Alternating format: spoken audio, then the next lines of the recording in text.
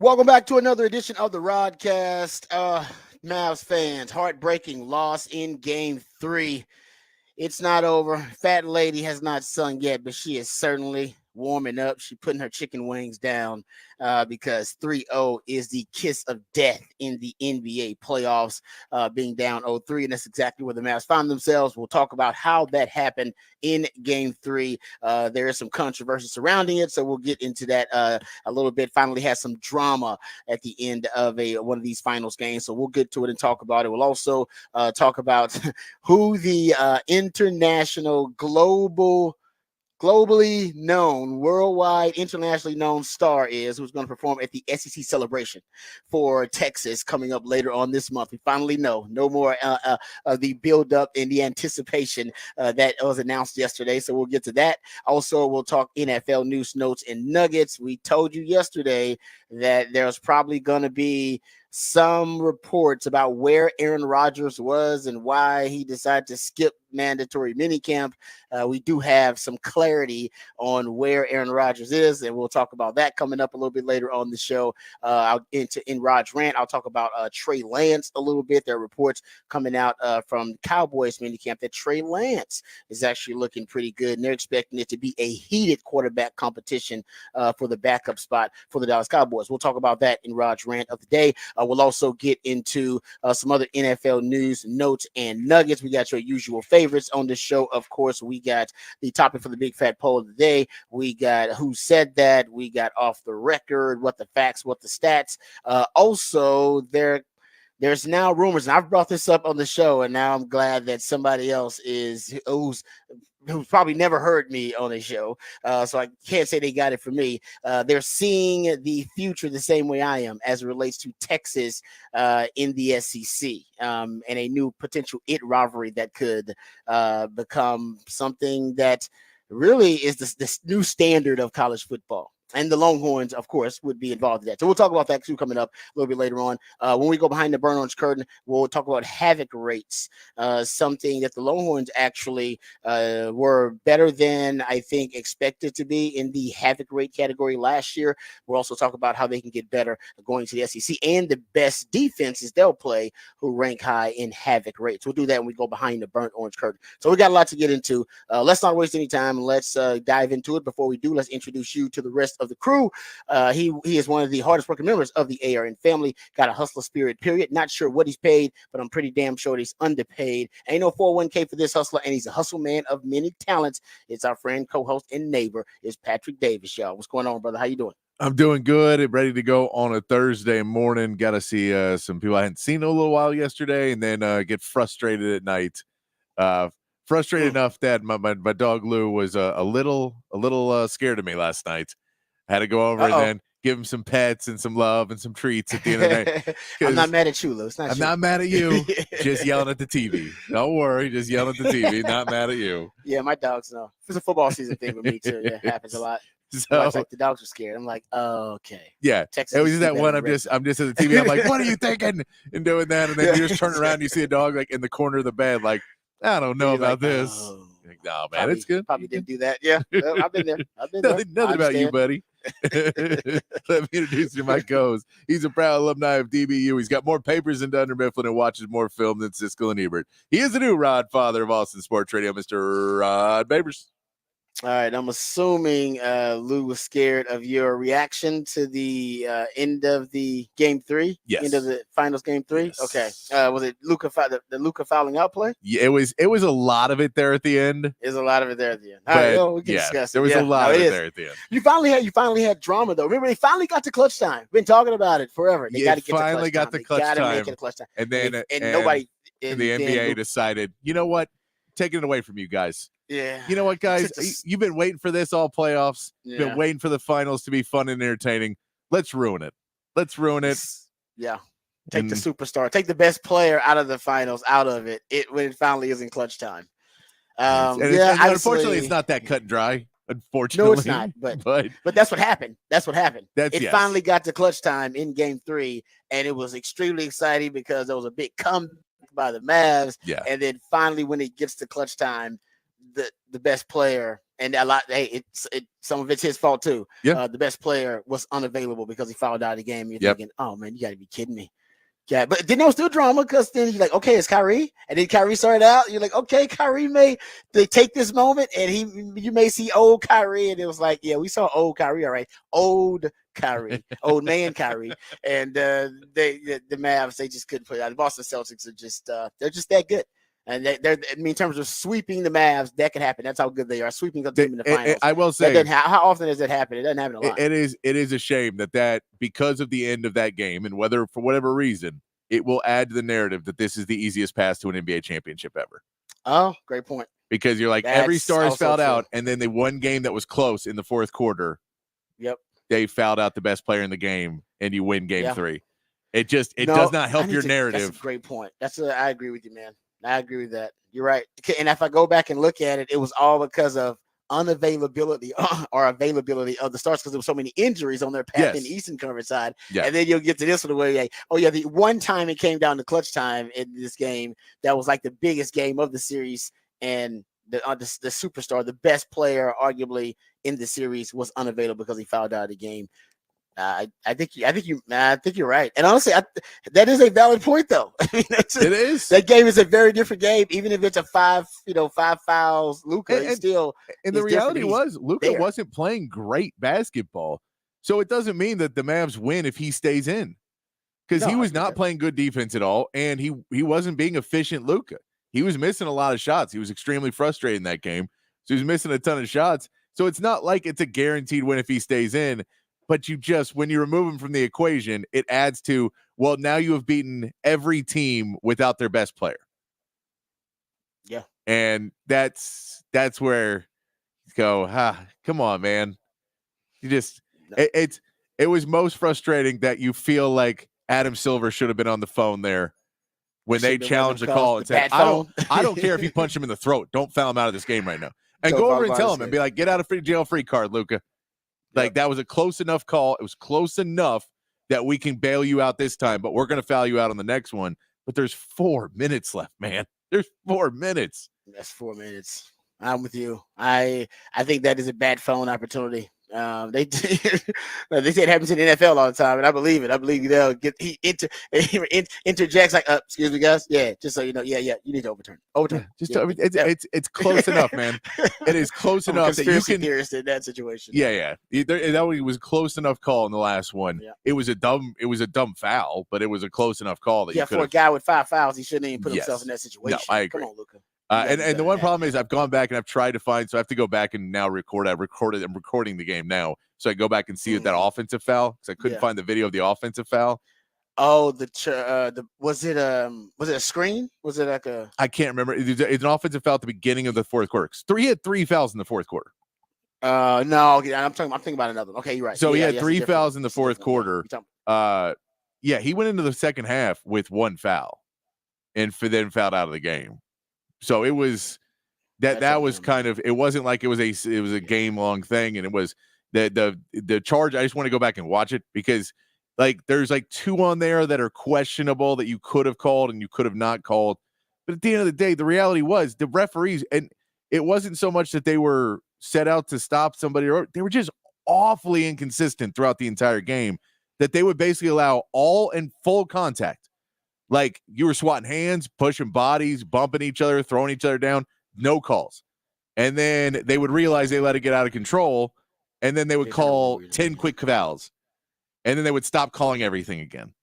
And it was just, you can't, like, that was what was frustrating, was you would see so many fouls not called, and then all of a sudden they would call 3 or 4, and it wasn't one way or the other. It was just all of a sudden they would just start calling fouls again. And it wasn't really because there was a big play where PJ Washington blatantly fouled Jason Tatum as he went to the basket. It's very obvious to see, and they didn't call it. Then there was the one on Jason Tatum that he blatantly fouled Luka Doncic going to the basket. It wasn't called. So Drew Holiday one that they just didn't see, where it was a very blatant call. And but there's ones on both sides where you go, well, that's an obvious call, and like he hit him, he bumped his body and hit his arm. That's a foul. And they didn't call those. And they were calling stuff at the end because both guys everyone just started colliding into each other and hitting the ground together. And so they started calling it. And you're like, just don't call those. and call the ones that are more obvious fouls as opposed to ones that are two guys trying to draw fouls on each other. Oh, it was no. We'll listen to Luca a little bit later on after we get to the Horn headlines, and he was complaining in the post game about it. But there are some folks that are being, and Brian Windhorst, we'll listen to him later on too, being very critical of Luca and Luca's antics and some of Luca's behavior during the game too. And like I said, some of that is on him being a little bit irresponsible for a guy, a superstar in that situation with fouls and knowing how. Yes, and I will say that I'm with you though about the officials. I've always said that even in football, it's like, hey, you can call it how you want to call it. You want to be a little bit, if you want to be, in my opinion, strict in terms of your interpretation of that rule or whatever, go ahead. If you want to be loose with it and let us play, go ahead. I'm cool with either one, but be consistent the entire game so I can adjust to your officiating. Yes. So I'll know, like, okay, he's being pretty strict. I can't put my hands on this guy, after 5 yards. I can't touch him. I can't even get close to him. You know what I mean? And then sometimes, no, let's just kind of have it out. Okay, they're gonna let us fight it out a little bit. I need to use it as a player. That's all you want. All you want is the consistency. I don't care how you call it. That's on you. That's everybody's got a different interpretation of the rule. Yeah. Every official does. You just need to call it the same way every damn time. So I can go, okay, as a player, let me adjust my technique. Let me adjust exactly my approach, whatever it is. And that's your complaint. And I totally agree with you. They were very inconsistent throughout the game. And that as a player, it's really hard to get the, kind of the rhythm of how they are calling the game. If they're going to call it tight, they're going to call it tight in the first quarter and then be loose in the second and then, loose in the third and tight again in the fourth. You play, you're like, man, hold on, man, I adjusted to you guys calling it loose. I thought y'all were going to let us play a little bit here. And it's like, nope, they're not going to let you play. So I'm with you. I agree with that. It seems like that's kind of what Luca's complaint might be, too. It's the same thing. And again, like Luca was complaining the whole game. His head wasn't in this game. And so it's not a. He's got a reputation now. And he's got a reputation. It's not being a guy that complains a lot. It's not a victimless crime on either side. Like they both did what they both were wrong. And so that was the issue is they're both wrong. So it's extremely frustrating because you can't just go, well, the refs cost him the game, but you also have to say, why are you making this? Why does it have to be this way? Why do we have to have this? That we finally had a good game. And we're texting with friends and we're like, oh man, finally we're getting a good game. I know. And then as soon as that happens, they're like, whistle out. And it's also the way it happened too. It's the way it happened because you didn't think you were going to get a good game.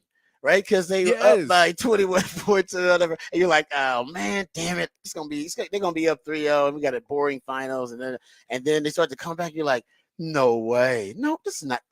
It's gonna happen. They're coming all the way back. This is great. Now we finally get clutch time." And everybody got excited. All right, we got clutch time. And then, like you said, was it 4? I think it was like 4:15 left in the game, and then boom, he fouled. And I mean, it was 2 plays in a row. That was the problem. It was 2 fouls within 30 seconds of each other. Yeah. It was 2 plays in a row, and it was 2 plays where Jaylen Brown is a very physical player, and they switched him on to Luca and said, "We're going to try and go after Luca right here," and it worked. Smart by Jaylen and Brown. It worked. Yeah. It was the right call. It was just you don't want to see that rewarded with 4 minutes left to go in an NBA Finals Game 3. That's what you don't want to see. You don't want to see the let me create contact and try and get a foul and foul out their best player. You don't want to see that rewarded as much. You also don't want to see Luca be dumb and pick up those 2 fouls. He picked up 4 fouls in the span of 7 minutes and 34 seconds in the fourth quarter. Yeah, because he picked up the last one in the third he picked up his 3rd foul in the third quarter, our second foul in the third quarter. I can't remember, but he picked up one that was just a frustration foul on Derek White. That was a foul, but it's a stupid frustration. He thought he got fouled, and so he reached in on Derek White and picked up a foul.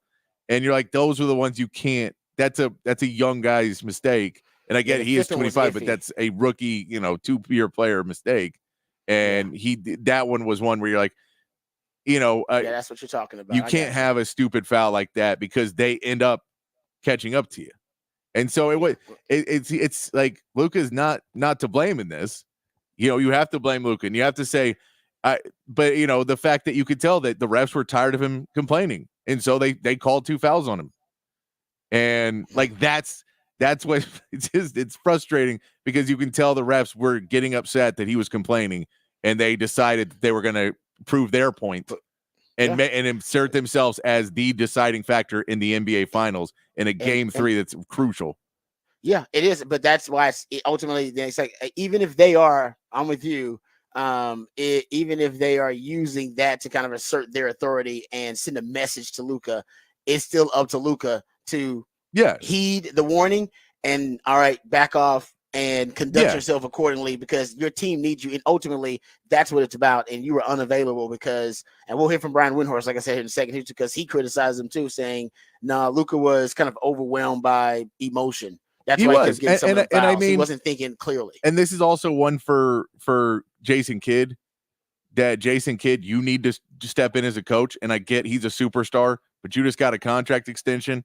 You should feel a little bit safer to go over and say, hey, that's my best player. I can't have him fouling out when I understand Jaylen Brown's about to go at him a couple times. And when he picks up his fifth, come over, sit him down for 30 seconds and just say, hey, we got to sit you down for a minute. You need to calm down. Like they're about to foul you out of this game. They do not care. They're going to foul you out. Understand that. They're like, this is about to happen. They're looking for because if I was the coach on the other side, I would drop a play every single time to go right at you right now. Jaylen Brown, I don't know what's a drawing the play, but he was a smart player, and he I'm going. Well, no, they were drawing it because they were switching him on to Jaylen Brown onto Lucas. Luke doesn't want to guard Jaylen Brown. He was playing defense all game. He doesn't want to guard him. So I think that was where you saw you like that's if Jason Kidd has to take a little bit on himself that you needed to see what was happening at a point and try to quell the fact that he's getting more and more upset and it's costing him on both sides of the court. I know you go on a big run and you don't want to pull him out and stop that momentum. But the same part, it ended up costing you the game because he fouls out of the game.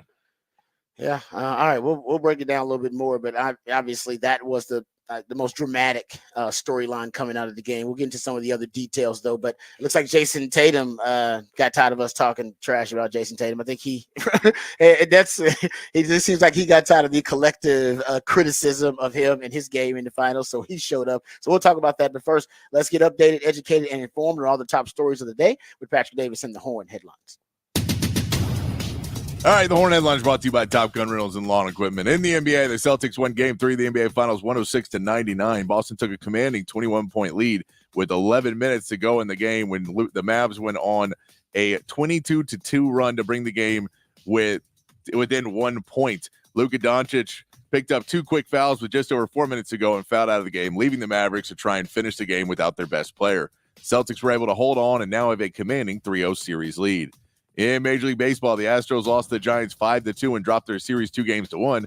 Framber Valdez got rocked early, allowing 5 runs in the first 4 innings before being pulled from the game. Houston got a home run from Alvarez in the 6th, but could not rally to get the win. The Astros now get a day off before facing the Tigers in a series back in Houston, hoping to have Kyle Tucker returning to the lineup. And the Rangers even their series with a 3-2 win over the Dodgers. Corey Seager hit a 3-run home run in the 5th to take the lead in his return to the lineup at Dodger Stadium in a game saving play at the plate, and the night sealed the victory for Texas. The Rangers will send Michael Lorenz into the mound today, looking to take the series against a top NL team. And that is your Horn Headlines. All right, thank you, Patrick, for the Horn Headlines. And, of course, the biggest headline being Mavs now find themselves down 0-3 in this series. And you know the math, Patrick, better than anybody as an NBA fan. Teams down 0-3, 156 and 0. Or 156, I should say, and trying to win in those situations in the NBA playoffs. So it is the kiss of death. This series is over. We just don't know how long it's going to take. It's really the question is, does Boston, have the mental fortitude to close it off? Do they have the ability to go in there and play another really good basketball game and close it out? And do the Mavs have enough to not be swept? Do they have enough that Luka's actually going to come out and understand the assignment and not, complain the entire time and feel like a victim and feel like he's been, that they were cost the series because of referees and not realize, no, man, they're just a really good team on the other side. This is a team that has a lot of talent on it. And so you have to, it's a great team. It really is. Like there's good. And how about this? I'm glad and Kyrie came and stepped up too. He had a bounce back performance as we thought he would have. So Kyrie ended up with 35 points in Game 3. Jason Tatum showed up. That was another great storyline too. We were talking about Jason Tatum and whether he was going to assert himself in this series. He had 31 points, and 20 of those came in the first half. So he started out like gangbusters. He and Jaylen Brown, I think, combined for 61 points. And Jaylen Brown was great down the stretch. We know clutch. And I will say both of them. I mean, when he came to clutch time, Derek White, it's pretty much Derek White, Jason Tatum, and Jaylen Brown that made clutch plays down the stretch to really seal it for the Boston Celtics. And we kept talking about, hey, get it to clutch time. At least you have a chance. Now, they didn't have Luka, as we've talked about. So you had a chance, but man, they really did step up and make big plays in critical moments. So you got to take your hat off to the Celtics. Jason Kidd tried everything. He was coaching desperate because he put Tim Hardaway Jr. in there. Just trying to get in the offense. He's just like, you know what? I'm out of ideas. Get out there. Go out there, but the defense for the Mavs showed up, though. The defense, I mean, that you holding that Boston Celtics team to 106. That's what's funny, and this is enough defense there. If the Mavs played defense in the third quarter, we're not even talking about it. They didn't play any defense in the third quarter. They came out of the half just on their heels and didn't play good defense. They didn't have any energy in the third quarter. They felt like they were hanging in the game and didn't realize the intensity that they needed to have coming out of halftime. And, that's 35 points for the Celtics in the third quarter. And I mean, that's really where you want to say what decided the game more than anything else was the Mavs had a 1-point lead, and then you allow them to take this big lead because you're not getting stops. And then because you're not getting stops on one end, your offense slows down. You only scored 19 points in the third quarter. So you're not able to get anything going on the other end because if you don't play defense, you're not going to have much offense. And they come back out and play great defense in the fourth quarter.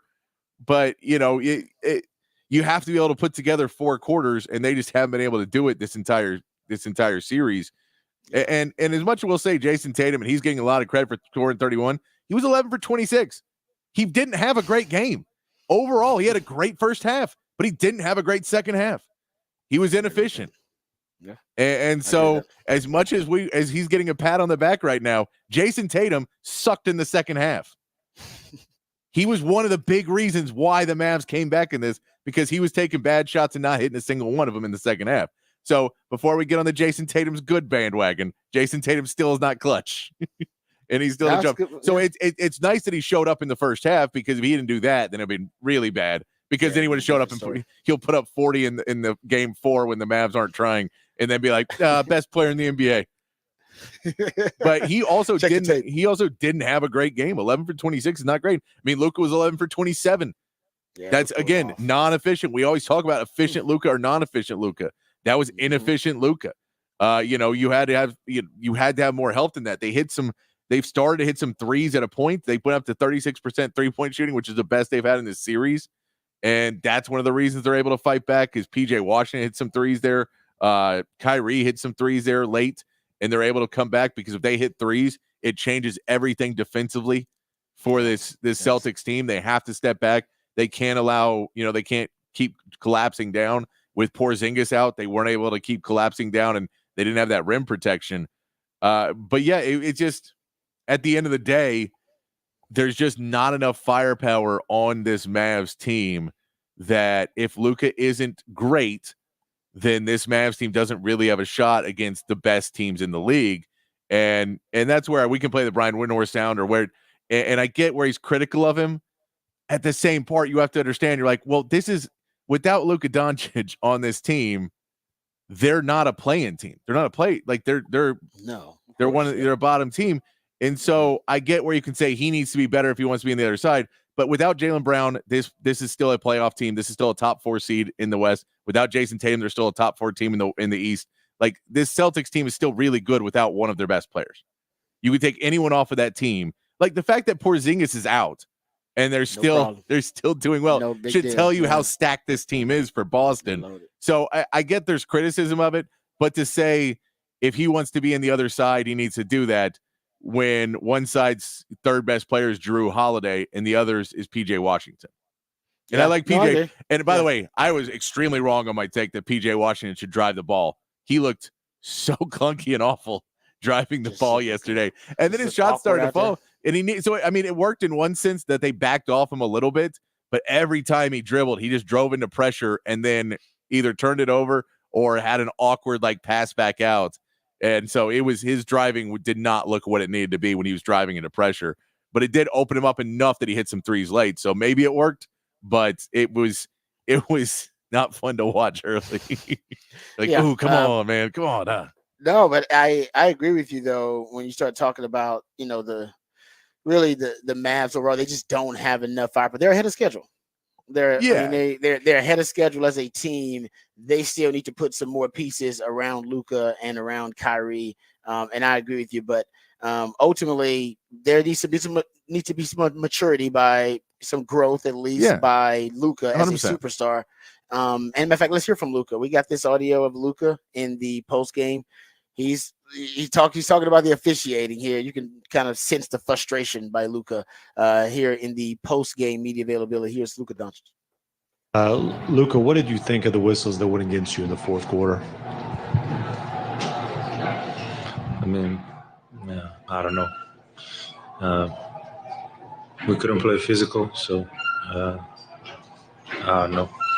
I don't want to say nothing, but six foul in the NBA Finals. Where basically I'm like this. Come on, man. Better than that. I think you get the gist of Yeah. He's clearly frustrated. He's they thought he brought up kind of like he thought they would kind of let him play more physical than that.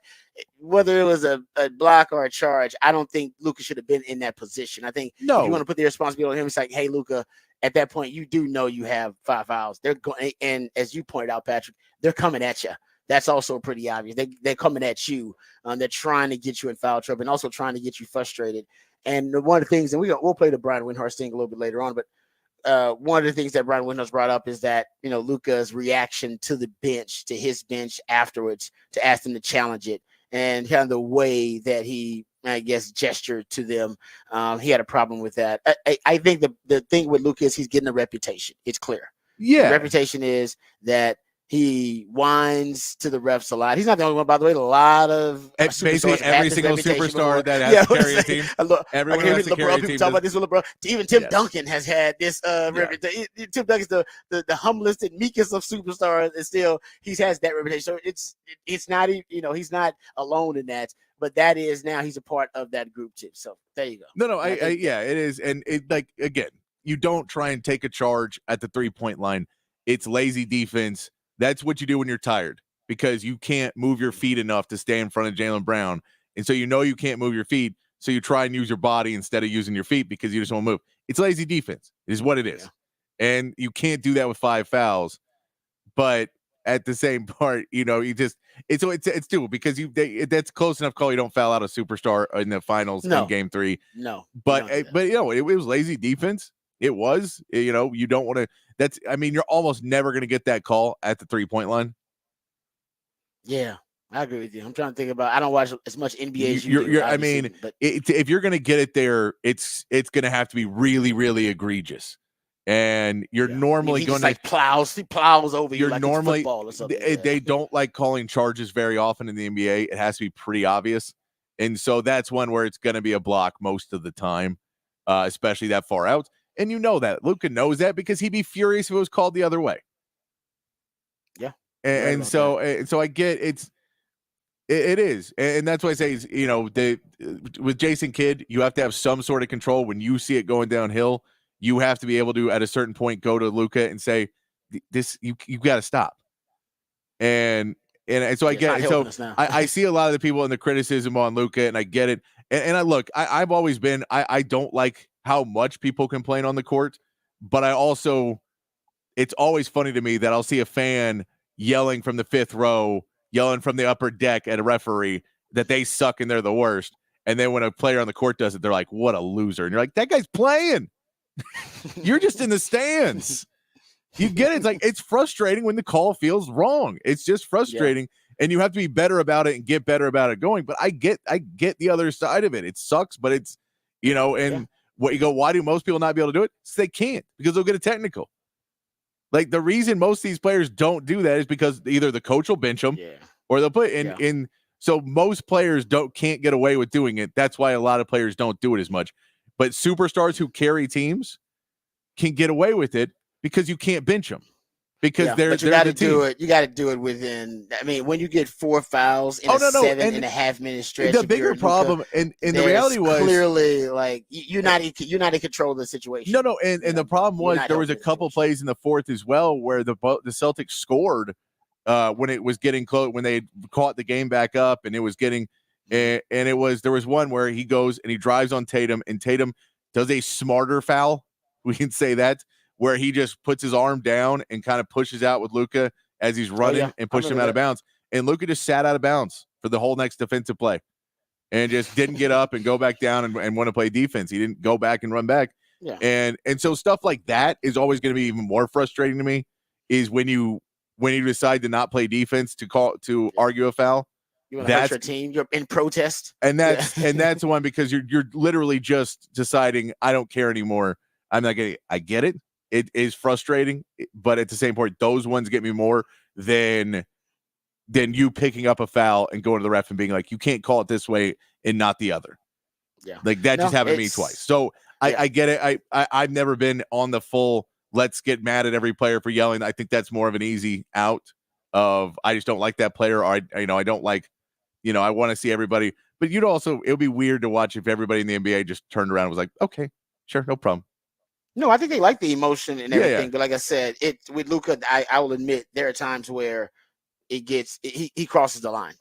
And that's where I think he is supposed to hurt his team rather than help himself or his situation. Yeah. All right. We'll get to some more NBA discussion. I promise you later on the show, breaking down game 3. That was good stuff from Patrick. We'll come back. We'll get into some Texas football conversation. Go behind the burnt orange curtain. We'll talk about what maybe the new rivalry developing in the SEC. It was something that I had a Black Stradamus prediction about. And there's some others who see Texas's new kind of their new status in the SEC potentially as a threat to one of these powerhouse programs. So we'll get to that coming up a little bit later on when we go behind the burn orange curtain. Also talk about havoc rates, the teams that Texas will play with the best havoc rates, and Texas's havoc rates. Will explain what havoc rates are in case you don't know. And Mr. Worldwide coming to the 40 acres. All of that and more right here on the Rodcast featuring Patrick Davis. I'm Lifetime Longhorn. Rod Davis coming back on the horn.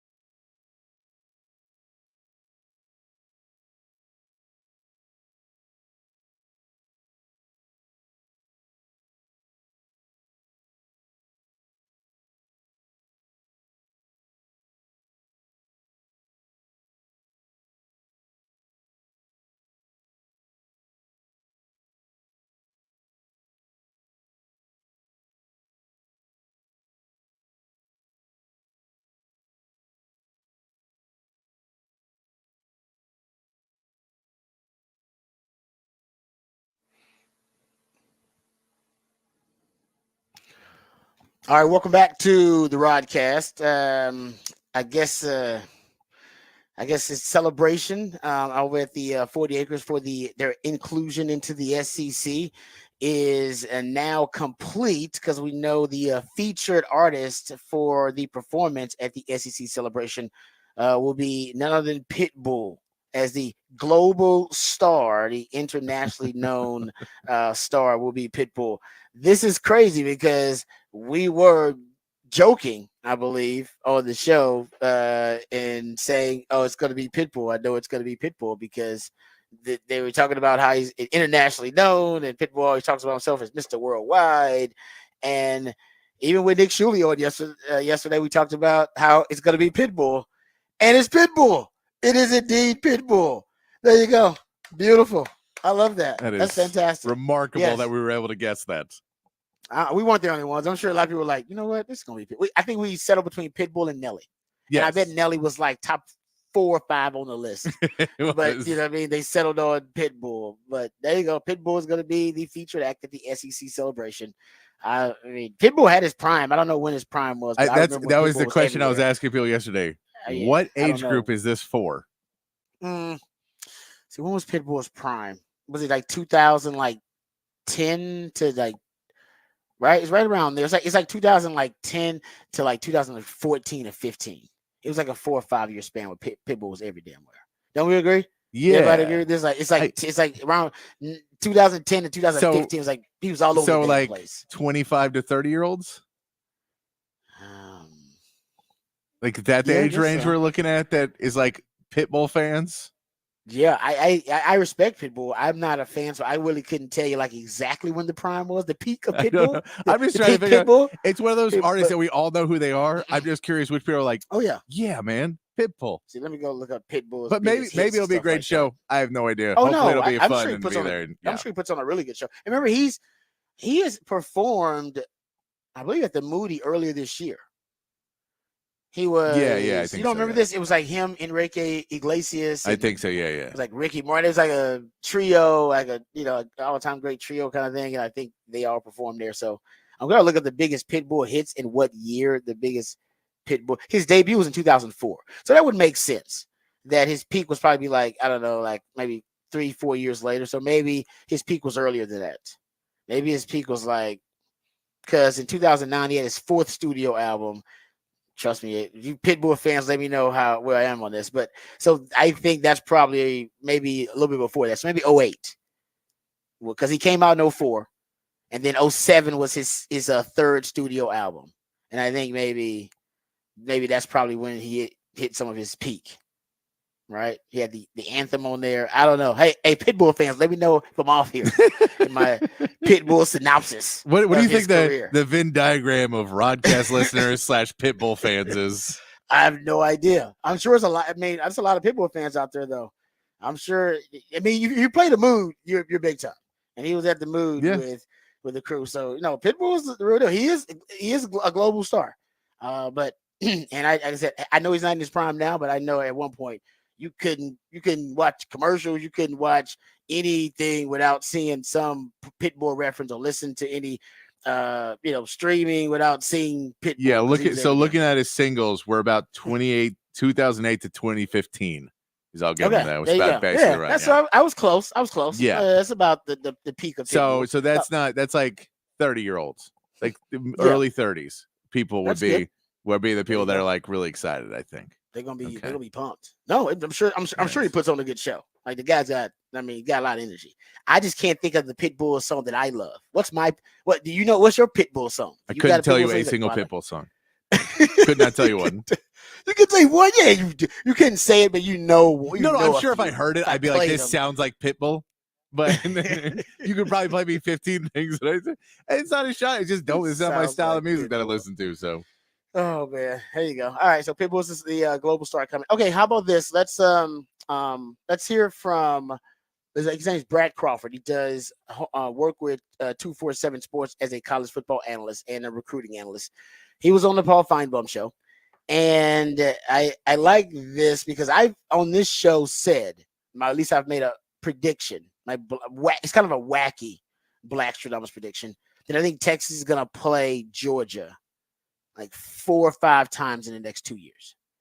And maybe even in the next 3 years, they'll play them like 6 times. We know they're going to play twice. They're going to play this year in the regular season. They'll play next year in the regular season. I think they're going to face off in the SEC title game a couple of times. And I think you may even get a college football playoff matchup if they're good enough, even later on. Yeah. And I think that could form like a little fling of a rivalry. Now, I've said this on these airways. I've said it on Texas football as well. But I'm glad now somebody else, and I said, there's no way this dude got this tape for me. So this lets me know that my wacky, crazy prediction may not be that wacky. He was on with Paul Feinbaum. Paul Feinbaum challenged him, hey, give me some predictions. Let's talk college football. Tell me what you think about Texas. Here's what he had to say on the Paul Feinbaum show. Georgia has the talent, the 2 deep to get to 12-0 again for the 4th straight season in the regular season. I don't think it happens, though. Texas, Bama, Ole Miss, they're going to lose one of those 3. So which one is it? Which one are they going to lose? Make some headlines. Yeah, I've got Texas. Texas is my preseason SEC favorite. I think that game in Austin is going to be kind of the precursor to the next SEC best rivalry over the next decade and change. So Texas is a team that I think right now gives Kirby Smart a little bit of worry heading into that game. Yeah, Bama's actually not one of my preseason playoff teams. Believe it or not, I think I said that last Stop time. the presses. We can't allow this. Get this guy off the show. We don't let anti-Bama conversation. So go ahead. You can never ignore a roster like this, and obviously Kalen DeBoer. I think he gets into gets into like Alabama and some other stuff. But I'm not the only one who thinks, hey man, you could get a really kind of sexy rivalry. Now, there's no tradition between Texas and Georgia, but just because they're both going to be at the top of the SEC mountain, that maybe you'll get Texas and Georgia, at least for the next 2 to 3 years, being that rivalry. So that's somebody else saying it. Like I said it, and it was kind of wacky. That's somebody on Paul Feinbaum's show saying the precursor to the next rivalry. And by the way, Georgia, since 2020, they're 50-4. And 3 of their 4 losses are to Nick Saban, by the way. I mean, Kirby Smart's got that thing rolling. Remember Peter Burns? He did the spring game for Texas. He was the host of the pregame for the Texas spring game. And he also works for the SEC Network and does a great job. And has been working for the SEC Network for a while. And remember, he said that his quote was, I was just down in Austin and I handled their spring football game, and it looks every bit like the way Georgia looked in 2021, 22, and 23. I mean, he's one of the only people in America that's been able to get to practice and go behind the scenes and see both Texas and see both Georgia. And that's someone who is an objective, obviously, analyst saying, no, Texas kind of looks like Georgia right now. So I'm just giving y'all the reports. I throw it out there, but I'm hoping that it's the case. That'd be awesome if that's the case. If Texas ends up playing Georgia that many times, now you got to win your fair share. Otherwise it won't be a rivalry. It'll be Georgia beating you every day of time you play them. But I think it's possible if Texas gets to the SEC title game next couple of years, because Georgia's definitely going to be there. Georgia's just that damn good, man. They're loaded. Kirby Smart's been building that thing, but giving Texas some props there as well. Okay, so I want to get to havoc rates. I think we got a little time here. Okay, so I did some research because there's been a lot of talk about splash plays on defense for Texas. Now, splash plays to me are any plus play for the defense. So we're talking about a sack, a tackle for loss, interception, PBU, forced fumble recovery, plus plays for the defense. And that's kind of a splash play. And that's what havoc rate is constructed of. Like it's just based on how often your defense makes those plays. And so I went and tried to calculate havoc rates for the Texas opponents and for Texas too. And turns out, I assumed Michigan was going to have the highest havoc rate. I did. I was like, Michigan's going to have the highest havoc rate. Of course, Michigan's defense last year was all-time great. It was unbelievable. They had a havoc rate of, they had havoc play on defense every 3.7 plays. And it was over 26% of the time they had a havoc rate play, 26% of the time, the plays that they defended. So that defense was legit, but it's not the highest havoc rate based on last year that Texas is going to play. Not the highest havoc rate defense they'll play. It's actually the Aggies. The Aggies defense was legit.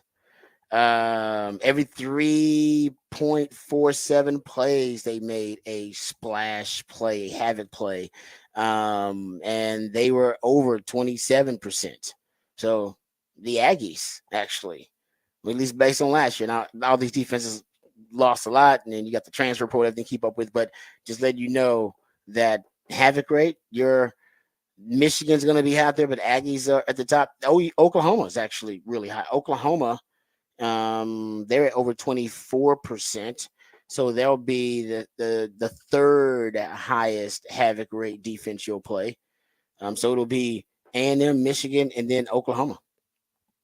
Yeah, as your like top 3 havoc rate defenses. These are defenses that you play that make a lot of splash plays on defense. For Texas, Texas havoc rate last year much better than you thought. You're talking about over 23%. Havoc play every 4.1 plays. And I was actually surprised just going back and looking. I think Longhorn fans would be a little bit surprised too. If you go look at total takeaways and turnovers gained, I mean, Texas was in the top 15.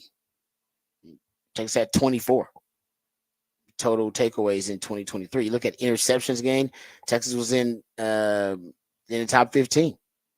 Texas had 16 interceptions on the season. Texas was a lot better at takeaways than I initially thought.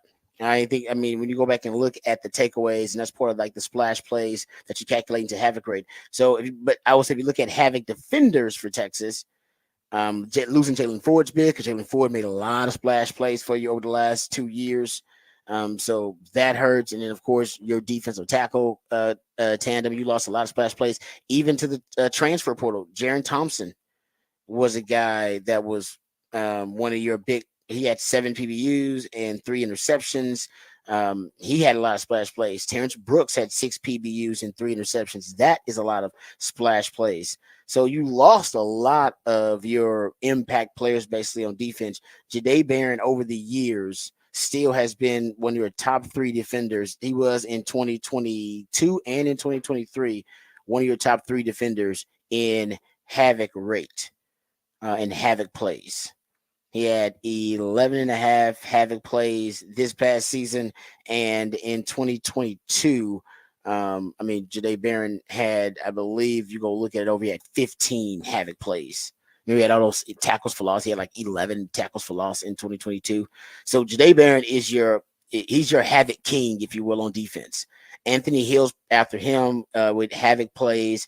College football is different than the NFL. College football counts basically sacks as tackles for loss. So basically they're counted double. A sack is naturally a tackle for loss, but they also give you the tackle for loss. The NFL gives you a sack, and then you can get a tackle for loss. Like that's it. Sack is a quarterback, is a negative play for a quarterback, taking behind the line of scrimmage. A tackle for loss is anybody else that you tackle behind the line of scrimmage. It's separate. College football, they do some weird stuff like that. You guys know sack yardage is different for the NFL. So I basically did it college style. And you can separate it too, but it will probably give you close to the same numbers. So I actually just I didn't. I did it NFL style, I should say, for the players. I did not double count the tackles for loss. So I just did tackles for loss. I didn't do tackles for loss and sacks, which is, like I said, the college football way. But either way, your 2 kind of top havoc defenders are Jahdae Barron, Anthony Hill, are your 2 havoc defenders coming back. Ethan Burke is also in that conversation too. Ethan Burke had double-digit havoc plays last season. So we're looking at your guys with double-digit havoc plays last season that are coming back. It's Anthony Hill, Jahdae Barron, and Ethan Burke. I think Malik Muhammad will probably be in there next year. I think a guy like Michael Taft actually last year had 3 interceptions, 2 PBUs. He was at 7.5 havoc plays. Man, honestly, he could end up getting to double digit. You need more of those types of players next season so that your havoc rate will go up, meaning you're making way more splash plays on defense. All right, we come back. We'll get into the topic for the big fat poll of the day, and we'll also get into the musically themed day of the week. All of that and more right here on the Rodcast featuring Patrick Davis. I'm Lifetime Longhorn. Rod Davis coming back on the horn.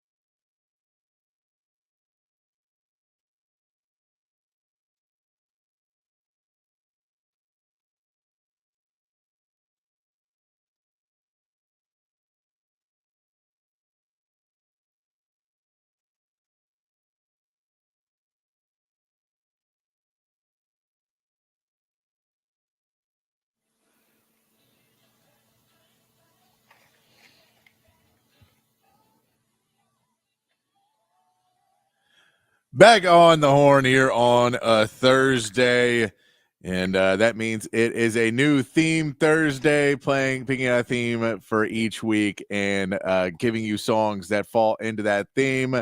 The theme this week is Father's Day. Father's Day coming up on Sunday, and I've had to check like 5 times to make sure it's actually Father's Day coming up on Sunday because I've seen nothing about it whatsoever, and I feel it's a little weird. Mother's Day I feel like is a bigger deal, but Father's Day kind of like, and by large difference, but it's, I would expect normally you'd see like, oh, get your father some good. I haven't even gotten like targeted ads to buy something. No. And then putting together a playlist for best father songs. Most of them not even positive about their dad. Not a lot of positive dad songs out there. Yeah, no, you're right about that. I mean, I now that I'm a father, trust me. And you know what? Dads don't want a lot of attention. I mean, guys are, you can be friends with a dude for, I don't know, for years, and a dude will not even celebrate his birthday in all those years, like with you. Like that's how, but women, they celebrate birthdays. Everybody knows their birthdays. They let everybody know. Guys like hide their birthdays. So guys don't really necessarily want to celebrate openly like that with a lot of stuff. Guys are weird. Guys are weird. But no, it's just, but you know, make sure to call your dad if you have a dad out there. You want to call him, you call him up. It's call your dad. Yes, it is Father's Day on Sunday. So show some love out there. So we'll play the playlist. They're not all positive father songs. There's not even 7 good ones that I could find that are. Papa Was Rolling Stones definitely gonna be on there. Yeah, right. Not a positive father song. Not a no, I know it's not at all. Not at all. Yeah. Yeah. It was an interesting try to put together a playlist. Then you find it. And then there's a lot of father songs that are really, really sad or like really, really slow. So there's some that are positive, but they're all ballads. And so it's like, I can't play any of those coming back from breaks because they're just really not great bumper music. Yeah. so there is like, some of that stuff. But it's always like, it's like emotional ballads about dads. And you're like, all right, that's not good for what I'm trying to do either. Yeah, so there's some of those songs too, but yeah, just upbeat songs about dads. Upbeat positive songs about dads. Not a lot. But that'll be our theme for the day. So we'll see how far we get into it. Let's get to the big fat poll of the day. Patrick's big fat poll of the day on the Horn. Text line's open. 512-447-3776 is the text line number. We can, you know what, I'll do 2 for you because someone suggested this other one, and we'll go with 2. All right. So the first one we'll ask you is who is your vote for Finals MVP? Who do you got winning Finals MVP right now? We'll put that one up. It is tough right now. So I say it's tough. It's tough. And look, this may be part of me trying to reverse jinx this series that we're going to talk as if it is over now. To try and reverse jinx, throw the Celtics off to help the Mavs get back into it and make it a series. But history tells us. History will tell us it's not. So I'm trying to reverse jinx it. We're saying it's over. The Celtics are winning it. And who is your Finals MVP? If you've got who's your vote going to through 3 games, who is your Finals MVP on that? So put that one in there. And then someone suggested Big Fat Poll today. What's your favorite Pitbull song? I looked up Pitbull songs. Cannot remember. I can't put a tune with any of them I just looked up. My favorite Pitbull. That's a good one. I probably need to hear it. I'll just sing it. That's what I'm saying. So I got to sing it to myself. So I'm gonna read off his top 10 hits, top 10 U.S. hits. I Know You Want Me, Hotel Room Service, Hey Baby, Drop It to the Floor, Give Me Everything, and Feel This Moment. Oh, and Timber. Sorry, Timber's in there too. Time of Our Lives was the last one he had. So those all top 10 hits. Those are all top 10 hits from Pitbull. Could not place any one of them in my own head. So I think it's Time of Our Lives. I think we know that one. But that's like, right? Are you thinking about the one that's the song that's at the end of Dirty Dancing? No. We need to play. No, I'm not thinking about that one in Dirty Dancing. We need to play some Pitbull songs on the show, I guess. I don't know. I can't.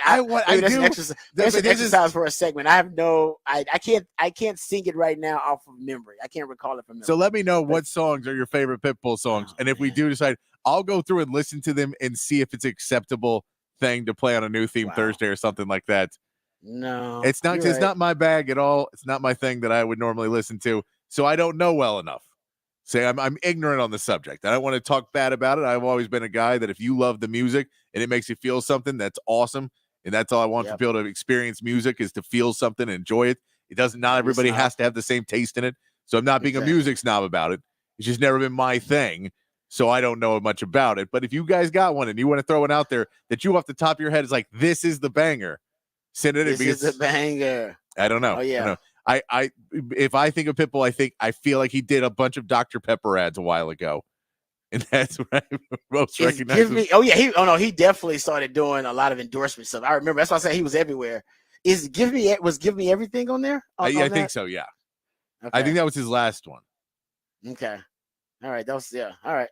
Okay, his last top 10. I guess. Yeah, do we know a lot of Pitbull songs? We just don't know we know a lot of Pitbull songs. We recognize it's ingrained in your memory. You don't even know it. Give Me Everything was the number 1 overall hit. Yes, Give Me Everything is probably the one. If you heard Give Me Everything, you would I'm gonna have to try and pull it up in the break here. See if I can hear what it is. We got to convince Patrick he knows Pitbull songs. He doesn't know. I guarantee if you play it, it'll be like. But it's like stuff you hear and you're like, that you hear at the store and you're like, I know what this song is, but I have no idea what this song is. Could you sing along with a Pitbull song is the question. No, could you even sing along with the chorus of one? Not a chance. All right, there you go. New theme Thursday, but who knows? Pitbull may find his way somehow onto the show. There you go. We come back. We'll get back to the topics of the Big Fat Poll today. On the other side, we'll talk why Aaron Rodgers decided to skip mandatory minicamp. I told y'all it was going to be good. What I tell y'all? I told y'all it was going to be good. It was going to be salacious because it's Aaron freaking Rodgers. And like TNT, he loves the drama. We'll come back. We'll talk about that. Also, I'll tell you in Rod's rant why the Trey Lance experiment for the Cowboys actually may be a sound and wise investment. We'll get into that too coming up. All of that and more right here on the Rodcast featuring Patrick Davis. I'm Lifetime Longhorn Rod Vapors coming back on the Horn.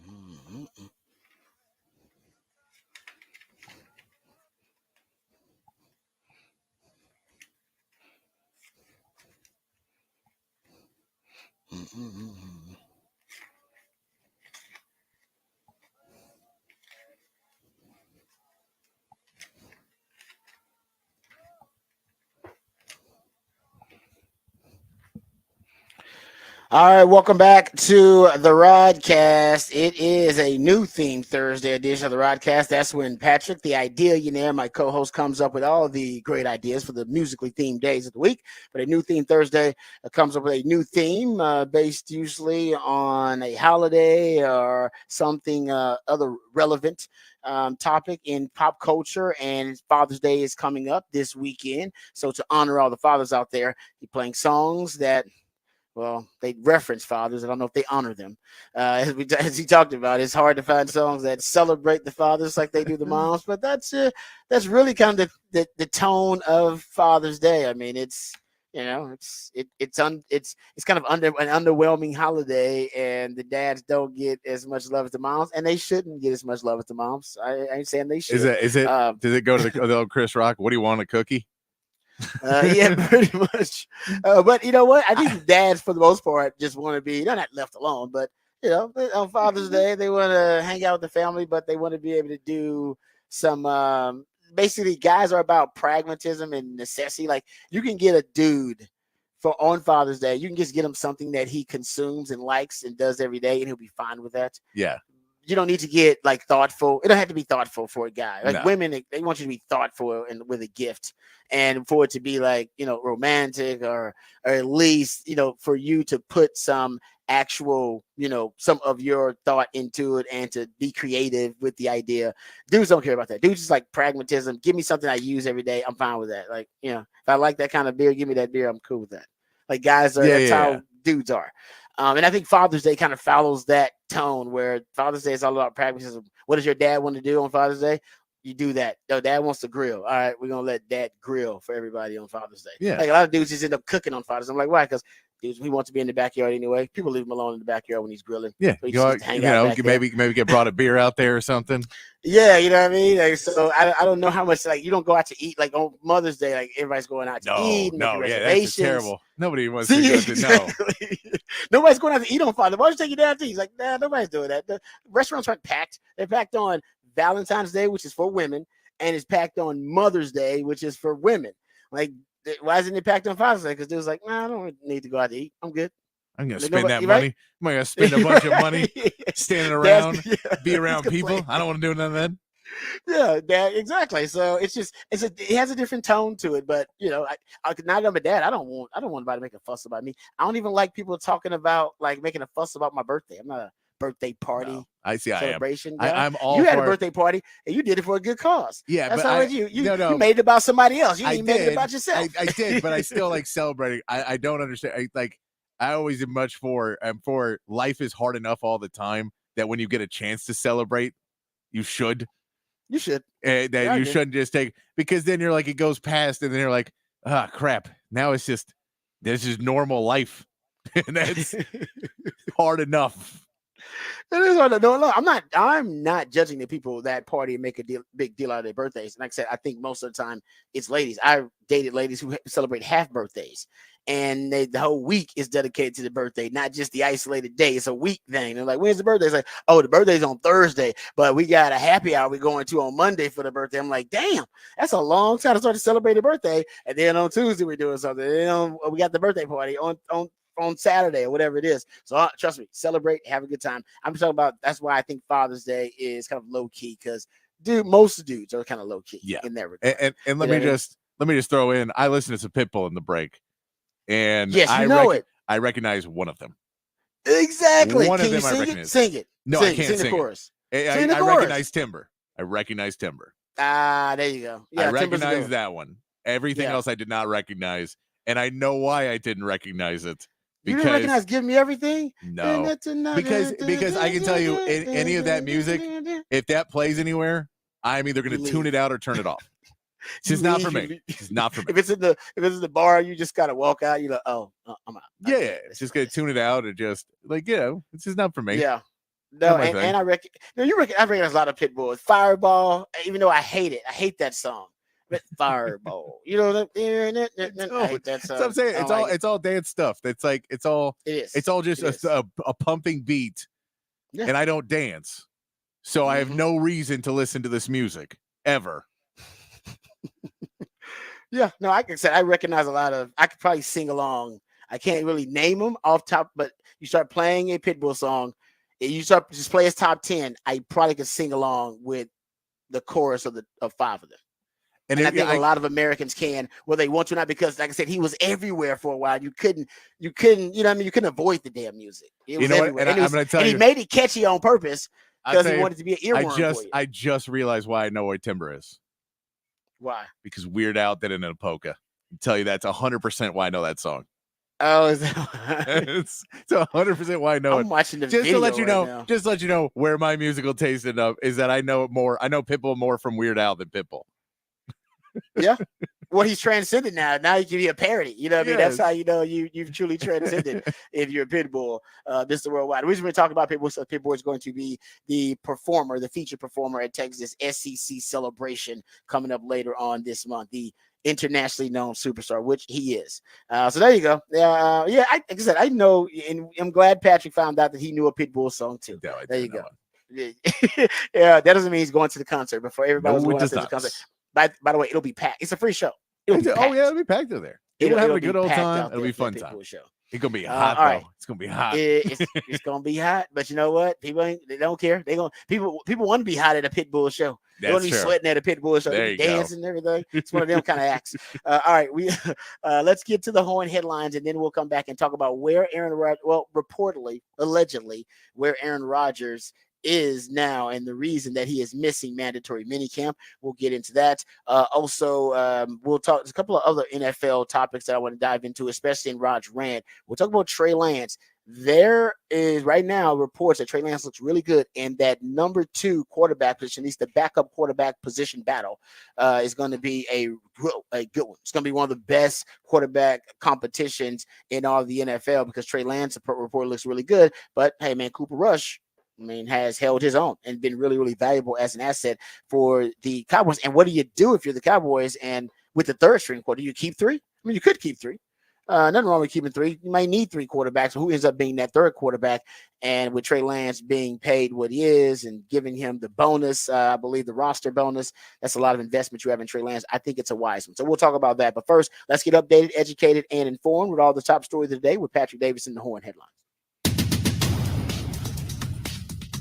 Horn headlines brought to you by Top Gun Rentals and Lawn Equipment. In the NBA, the Celtics won Game 3 of the NBA Finals 106-99. Boston took a commanding 21-point lead with 11 minutes to go in the game when the Mavs went on a 22-2 run to bring the game within 1 point. Luka Doncic picked up 2 quick fouls with just over 4 minutes to go and fouled out of the game, leaving the Mavericks to try and finish the game without their best player. The Celtics were able to hold on and now have a commanding 3-0 series lead. In Major League Baseball, the Astros lost the Giants 5-2 and dropped their series 2-1. Framber Valdez got rocked early, allowing 5 runs in the first 4 innings before being pulled from the game. Houston got a home run from Alvarez in the 6th, but could not rally to get the win. The Astros now have a day off before facing the Tigers in a series back in Houston, hoping to have Kyle Tucker returning to the lineup.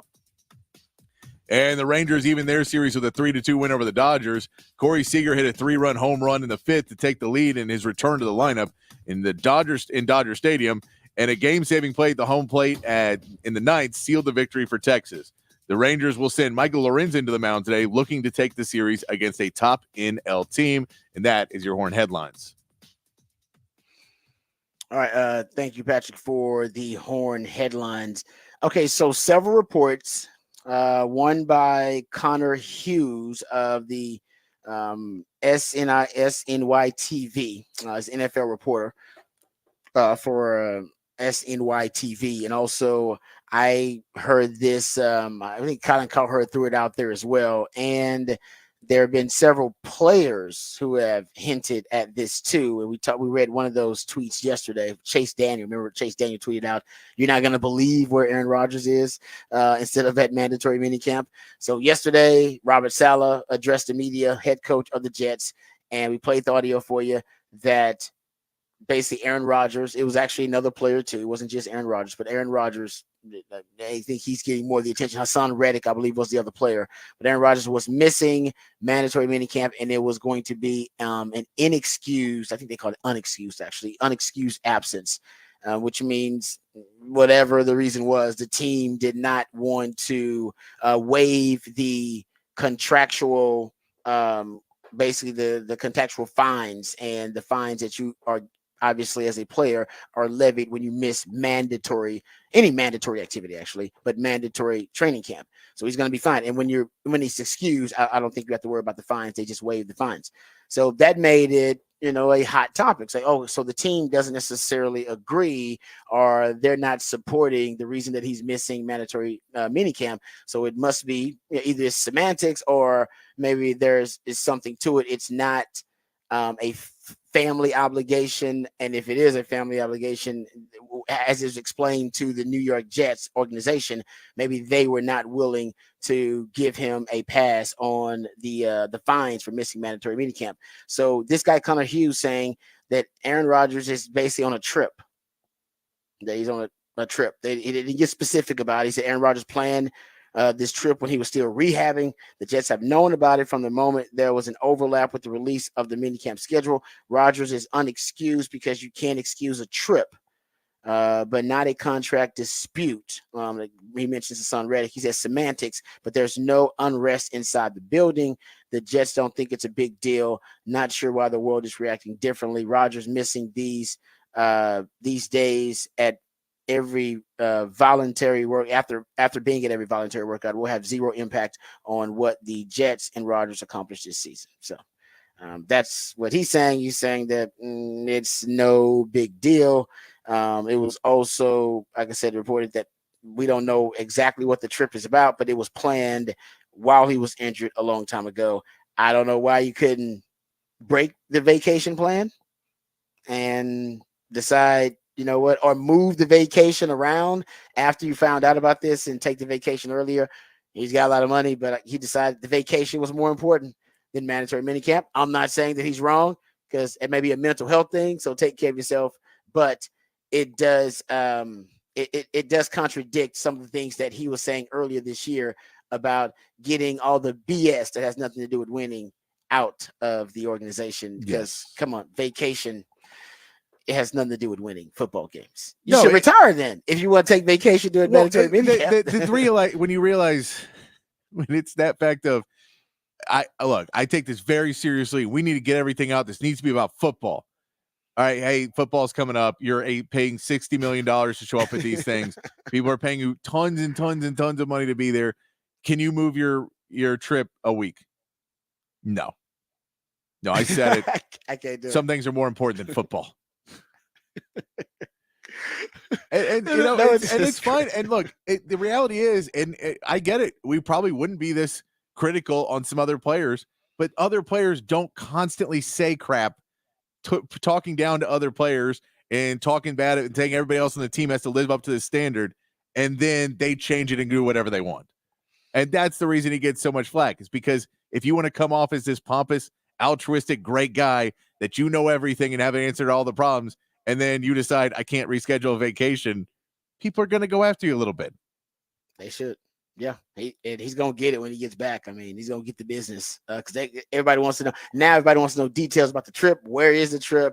And I don't know where it is. I mean, there's no specifics about it. There's no details about it, and people are gonna know. Was it an ayahuasca trip? Were you going to a wedding in Europe somewhere? Like, where were you? So I'm sure there's gonna be some. If it is like in a place like a very populated city of some kind, there'll be pictures of Aaron Rodgers popping up. I guarantee you. We'll find a couple of pictures, but he may not be, because he's the kind of guy that doesn't do stuff like that. Yeah. He may decide to go to some remote location and in the middle of some rainforest somewhere and is taking ayahuasca and is half darkness retreat. He could do something like that, and we may never know exactly the details of what he's doing. But whatever it is, just simply put, he had a chance to choose the mandatory minicamp or the vacation, and he chose the vacation. That ultimately is what he's got to answer for. So it's not a good look. It's the optics of it are really bad. Even if, like I said, him and the organization are on the same page, the optics of it look terrible for the Jets. Yeah, and it's like him and the organization are on the same page in the sense that they understand if they say anything negative about him, it pretty much tanks their season, because he's going to become a problem. Yeah, but their stance is, hey, it's unexcused.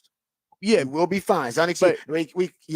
We're not enabling him because we excuse it. Yeah, we're not enabling, but we're also going to tell you 50 times in every press conference that it's no problem. I don't know why you guys are talking about this.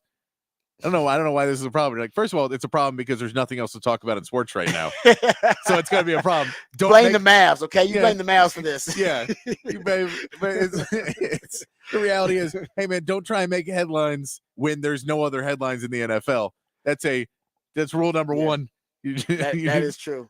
That's a great point. But there's nothing else to talk about. Yes. But it's I'm glad you show up to voluntary minicamp. That's great. That's good. You're working on that stuff. But if it's a vacation and you can move it, then you should have moved it. And if you can't move it and you chose that's more, that's fine. Don't hold yourself to the standard you're going to put everybody else to, though. So when anybody else does anything like this, go, oh, no, I understand. No, he has family issues. He's got to do that. No, you know what? He's not in the right mental space. So it's fine that he took a day off and didn't show up at practice this week. That's fine. Yeah.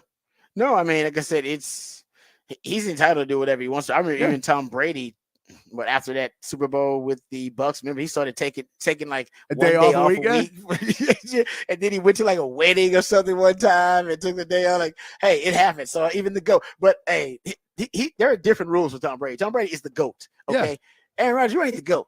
The whole point is you don't have enough championship. You're trying to get another championship, so to add to your resume that you're not just an athlete who has done what's best for himself. Tom Brady went to an organization and brought them championships. So that's his legacy is no, Tom Brady, I'm a winner, baby. I do whatever it takes to win. Aaron Rodgers, your legacy is you may be the most physically gifted quarterback in the history of the NFL, but you did what was best for you. Yeah.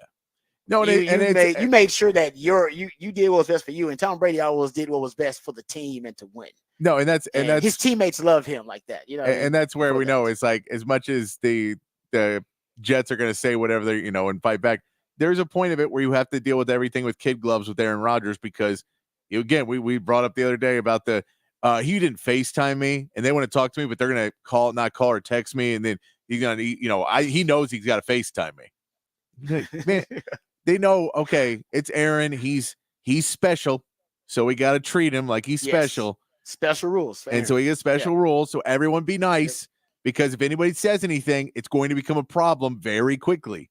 And we know it's going to become a problem very quickly. So everybody just same page here. Aaron's fine. He came to the mini camp. He's working out. We're all a team. We're all happy. And I think now the reason that he was at the voluntary workouts and he was so committed to us because he knew this was going to be an ish show because everybody was going to see that he missed mandatory mini camp. So that he wasn't there just because he was so committed and dedicated. He was like, no, I better be there because if I miss the voluntary workouts and then miss the first mandatory mini camp, people be like, oh, this dude don't give a damn about the Jets. They're just paying him to go take vacations. So now I wonder what the motivation was for him to be, all in, air quotes here, all in for the voluntary workouts. Because a lot of quarterbacks miss the voluntary work. A lot of superstars, period. A lot of guys who got big contracts, they don't go to voluntary work. It's like, no, I'm not going to that. Like Michael said, I ain't going to that stuff. Hey, that's different. I'll go to the mandatory stuff. I'm not going to the voluntary stuff. I'm working out. You can see the videos. I'll take care of that. So there's a lot of that going on in the NFL. So if he'd have missed those, would have been no big deal. The mandatory ones, all right. Everybody shows up. Hell, you got Jamar Chase showing up mandatory. He's holding in. He's holding in, and he's like walking through with the team. But as soon as they start practicing, he takes his cleats off. I love it. He's like, players, this is a great hold in situation going on with the Bengals right now because Jamar Chase is there. He goes to the meetings. He hangs out with the team. He goes to the walkthrough stretches with the team, and then as soon as they start actually practicing, he takes his cleats off and goes to the sideline. It's great because you can't say he's not there with his team. You can't say you're abandoning his team. The fans are like, hey, Jamar Chase is there. You need to pay that man. So he's getting support of his teammates, getting support. The media likes that he's there too because, hey, I get to talk to Jamar Chase. So everybody gets to me, he gets the support, I should say, of everybody. And everybody is in agreement with his method of holding in because he's with the team. So even though the Bengals are cheap, man, they're going to pay Jamar Chase relatively soon. It's a brilliant strategy. And I don't know why anybody would ever hold out. Just always hold in. Do the hold in. The hold out should just go out of style. I don't even know why anybody's holding out. Go there, be with your team, go hang out with your team. So they start practicing, take your cleats off, and just sit on the sideline and hang out. You know why people hold out instead of hold in? It's because people don't like confrontation. And holding in is a very confrontational way. It's true. So you have to deal with people, getting pissed at you or whatever in your face. And, you got to deal with your coach is an a-hole, you got to deal with that. He can maybe charge you up. Why you out here? You ain't bragging. Yep, you're right. That's true. But if your coach is not a-hole, then if your coach understands, talk to your coach. If your coach is cool, which he probably will be if you're a superstar and go, coach, I'm not trying to be a distraction, man. I just don't want to abandon my team. It sucks. I'll be at home and my team is practicing. These are at least my guys. I at least need to be there, to support them. And your coach will be like, hell yeah. And he'll say, all right, but when I don't want you to be a distraction on the field. So when you're done, can you go like to the weight room and just not be on the practice field and just be. And when we're together at meetings. But when you're not participating in the drills, can you just go somewhere? Like I think coach would be cool with that. Yeah, most coaches, because especially now because they got rid of most of the old school, more hard-nosed coaches too. Great point. Yeah, those don't fly as much in today's NFL. They want, they want tactical minds and motivators, but they don't necessarily want the disciplinarian coaches. You're right about that, because those Belichick was one of the last ones. Yeah, and Vrabel was one. They got rid of Vrabel too. Yeah, Vrabel was kind of like that. Yeah, because even Dan Campbell's just a player friendly. He's just emotional.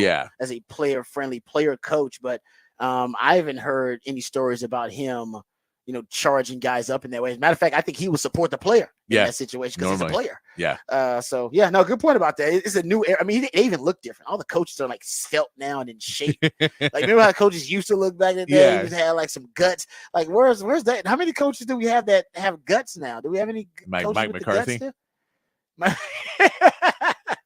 One close to home. Right. Now we got like DeMeco Ryans and Andy Reid, the great ones, the great Andy Reid, they're like a disappearing breed. Andy Reid's got commercials where he's stealing people's food. Andy Reid, he actually he gets endorsements now because of his guts. You're right about it. And like calls and names plays based on food items now. That's how obsessed Andy Reid is. He's got corn dogs that he thrown out there. Like that was like the famous play in the Super Bowl. Yeah. No, Andy Reid's awesome. I love me some Andy Reid. But you're right. Most coaches are now in the Pete Carroll taking your shirt off to sign the contract with DK Metcalf way. Yeah, they're like the coaches that are like, you remember Brandon Staley was like stretching before the game and like running stairs. I know, because he wasn't game planning. I know that. That didn't age well with Brandon Staley. My point is, the coaches, they all seem like they're in better shape than the old guard there. All right, there you go. So we'll get to Rod's rant coming up. We'll talk about quarterbacks. We'll stick to quarterbacks. We'll get to Rod's rant coming up next segment because we'll be late, and we'll get into Trey Lance. Reports are coming out of the Cowboys minicamp that Trey Lance looks pretty good. And that there will be a competition for the backup quarterback spot for the Dallas Cowboys. Cooper Rush has been really valuable for the Cowboys and has stepped up when needed, but they are investing in Trey Lance, and we know Dak Prescott still doesn't have a contract extension with the Cowboys.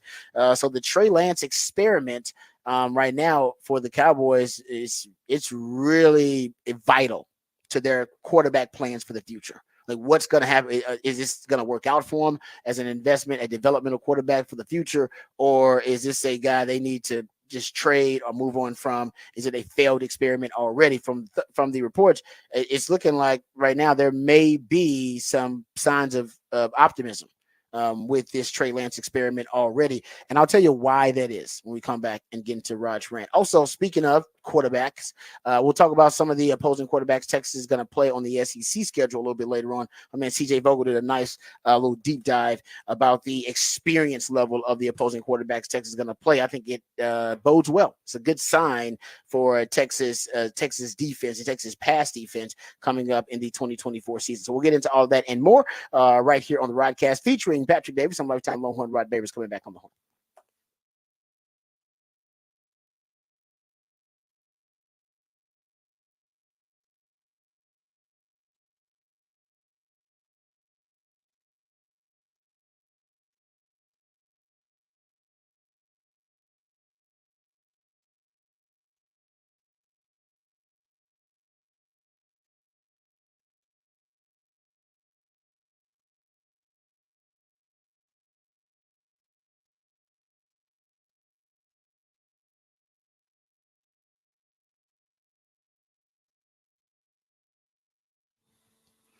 Hey, what's up, folks? Lifetime Longhorn Rod Babers here. Austin is a great city, and one of the reasons people keep moving to Austin, making the traffic even worse, is because the city is it brings so much for so many different people, right? It could be if you love the music, maybe you love the food, maybe you're a big fan of the great people in Austin, which I am too.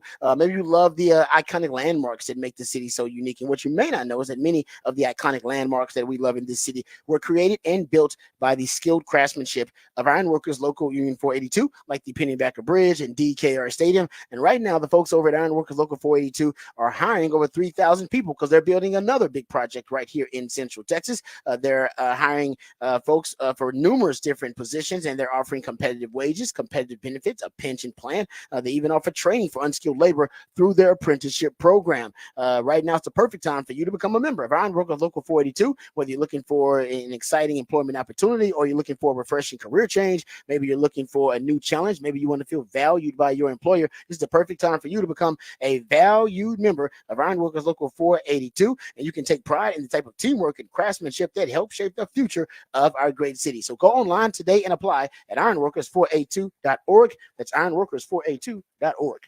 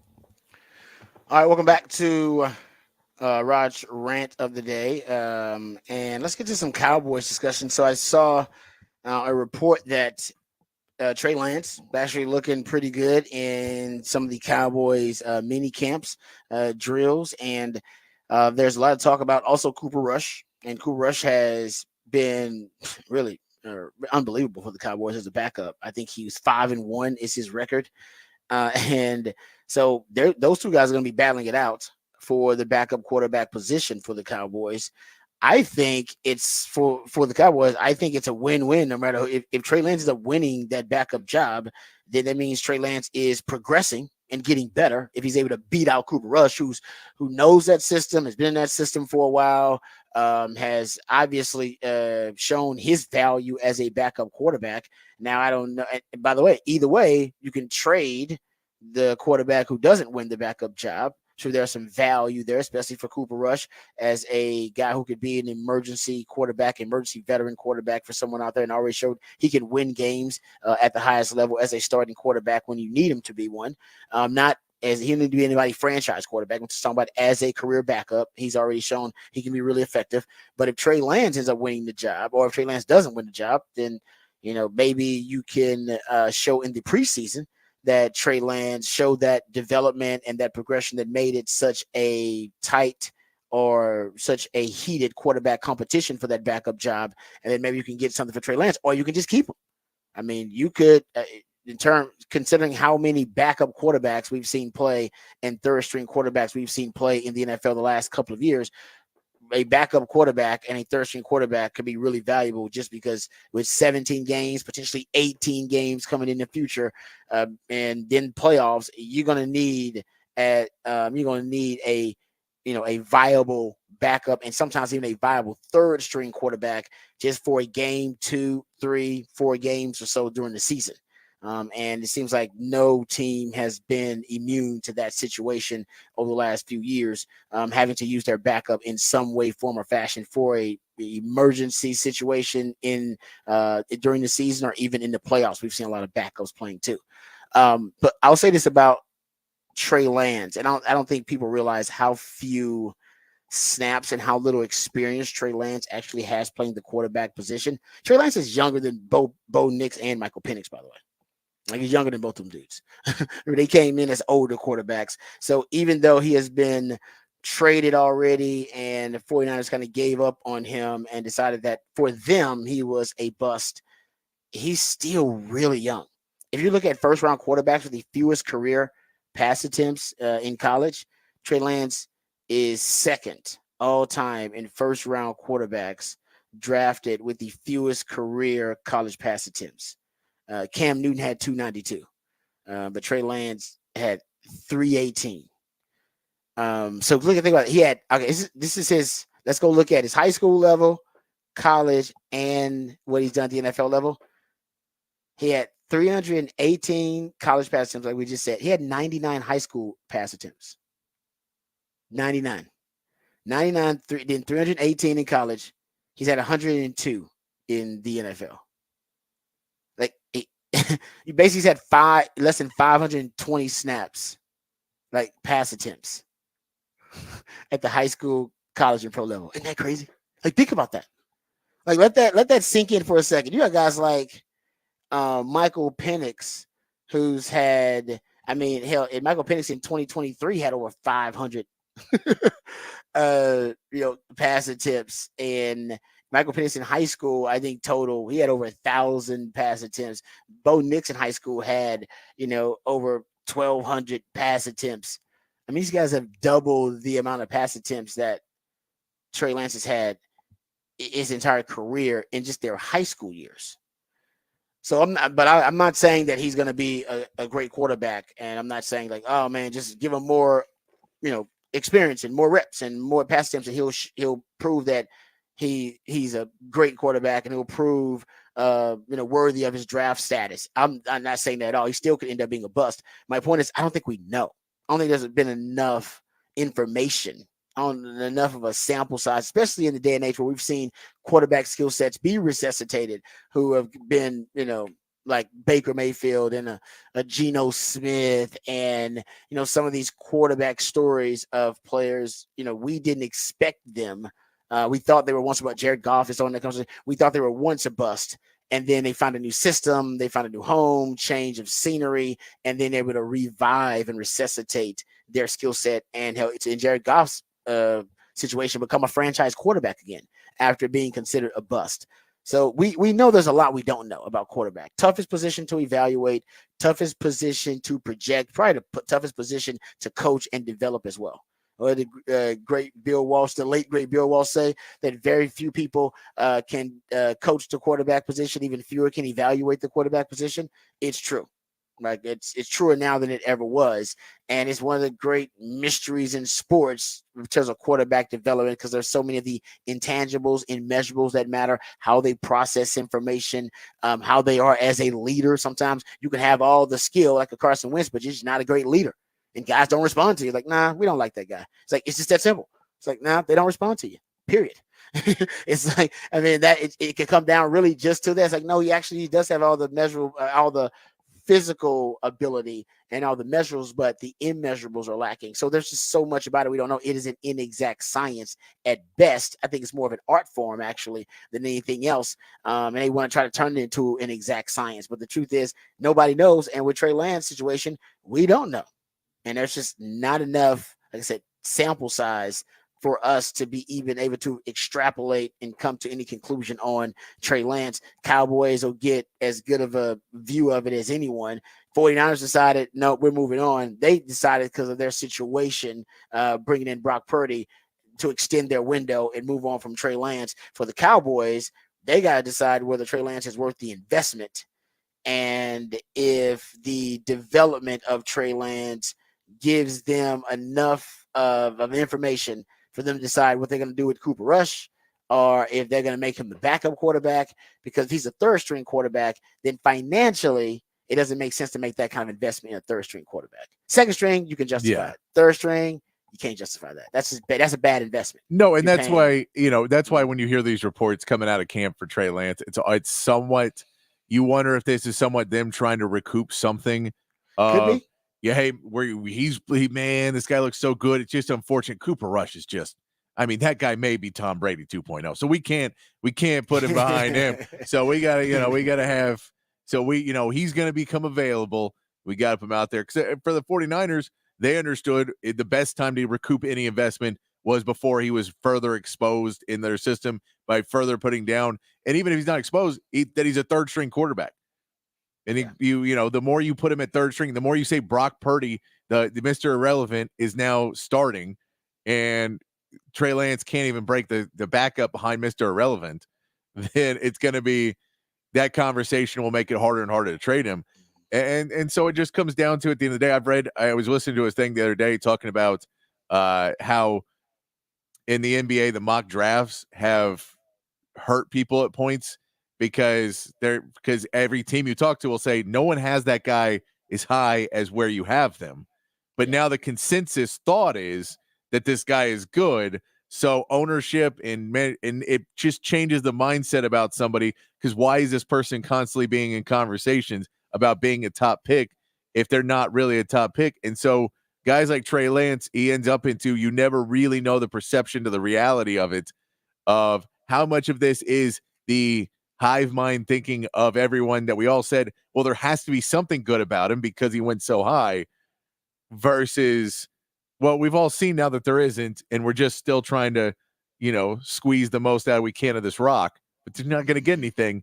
For the Cowboys, though, this feels like really trying to play the market to open up your options, that if he is good, great, and you have him, he's on your roster. Nothing to worry about.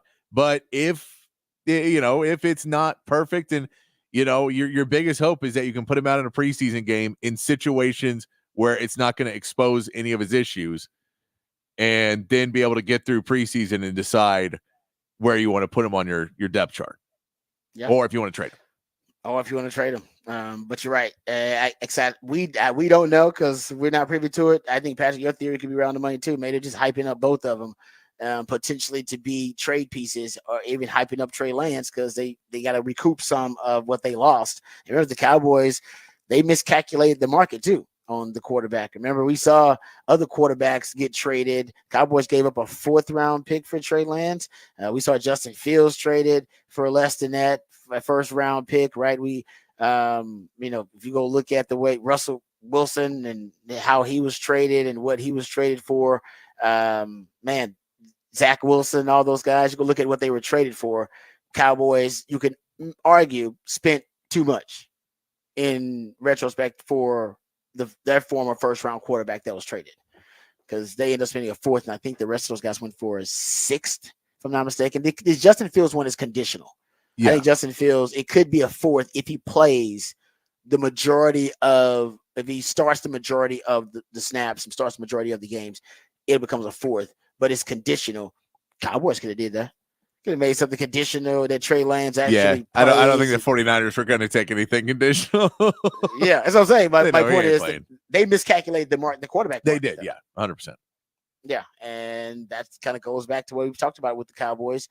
They, at times, they seem a bit reactive to the market, and instead of being proactive and getting ahead of some of those things. And they found themselves in the same situation, miscalculating the wide receiver market. They miscalculate the running back market before, and it's been obviously to their own detriment. And I think, once again, this is a huge thing, unless they end up making a bad investment on Trey Lance, but they did miscalculate that market. They probably could have gotten Trey Lance for a 6th round pick.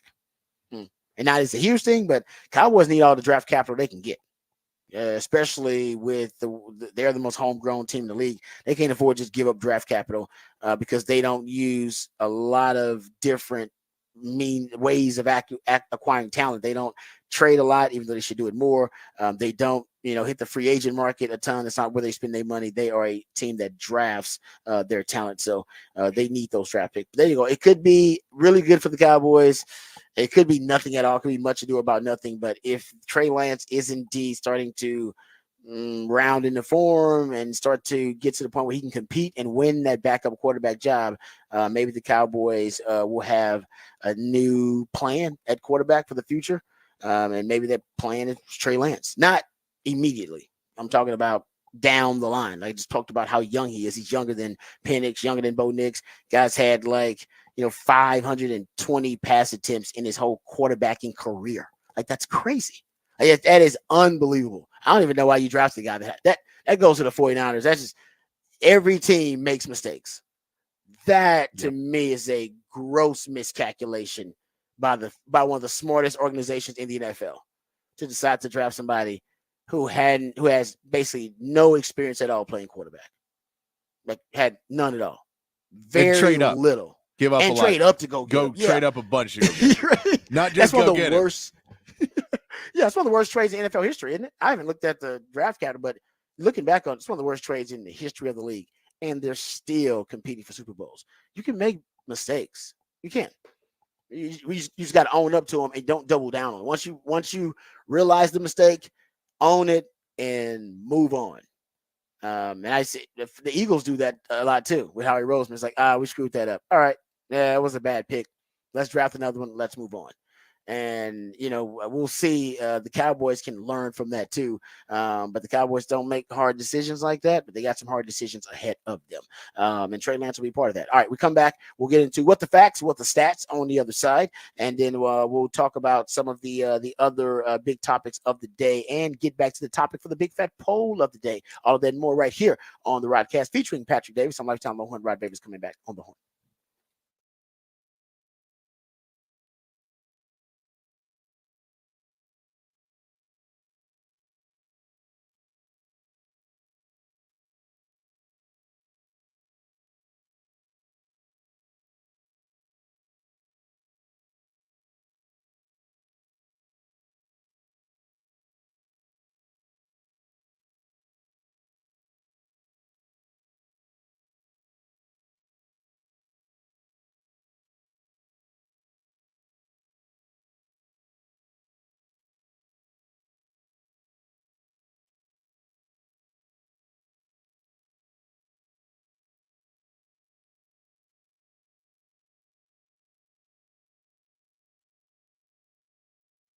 Hey, I want to tell you about our friends at Texan Windows. They're your new and replacement window experts here in Central Texas. You can discover affordable windows and sliding glass doors. And if you're looking to get your house looking great for summer, you can check out Texan Windows. If it's new colors, if you want to change the operation of the windows, maybe you just want to remove the grid on your glass, have a new window that's a big picture window, or maybe you got some nosy neighbors and you want some obscured glass for some privacy. Texan Windows can hook you up, but it's not just about the look. Not at all. Looks are a big part of it, though. That aesthetic appeal of your home. You can obviously help that, but what you also do is help save yourself a lot of money on your annual energy bills with energy efficient windows from Texan Windows.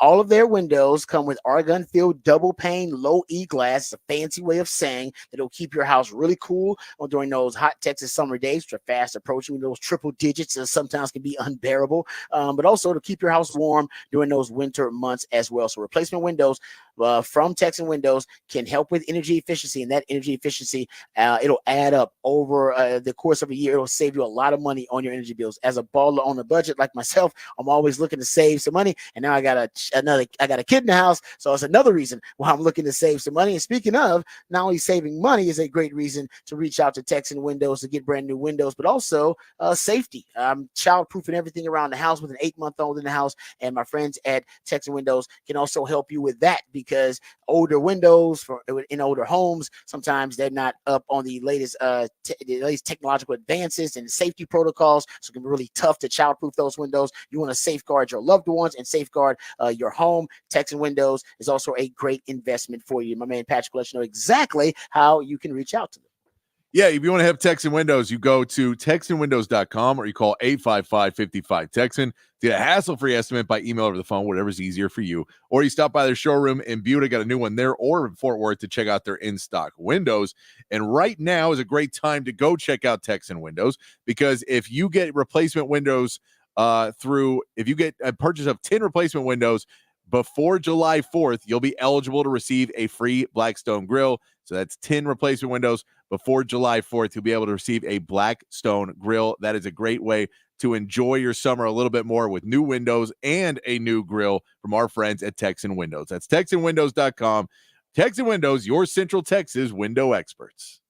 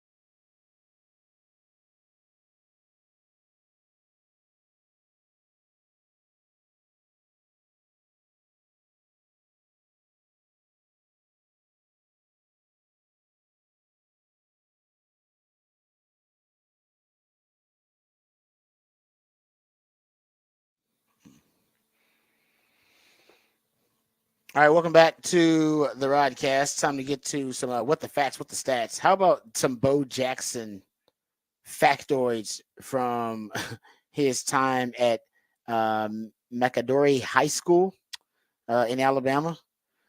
He as a football player, he rushed for over 1,100 yards, averaging 10.9 yards per carry, and 17 touchdowns. He played defensive end, kicker, and kick returner.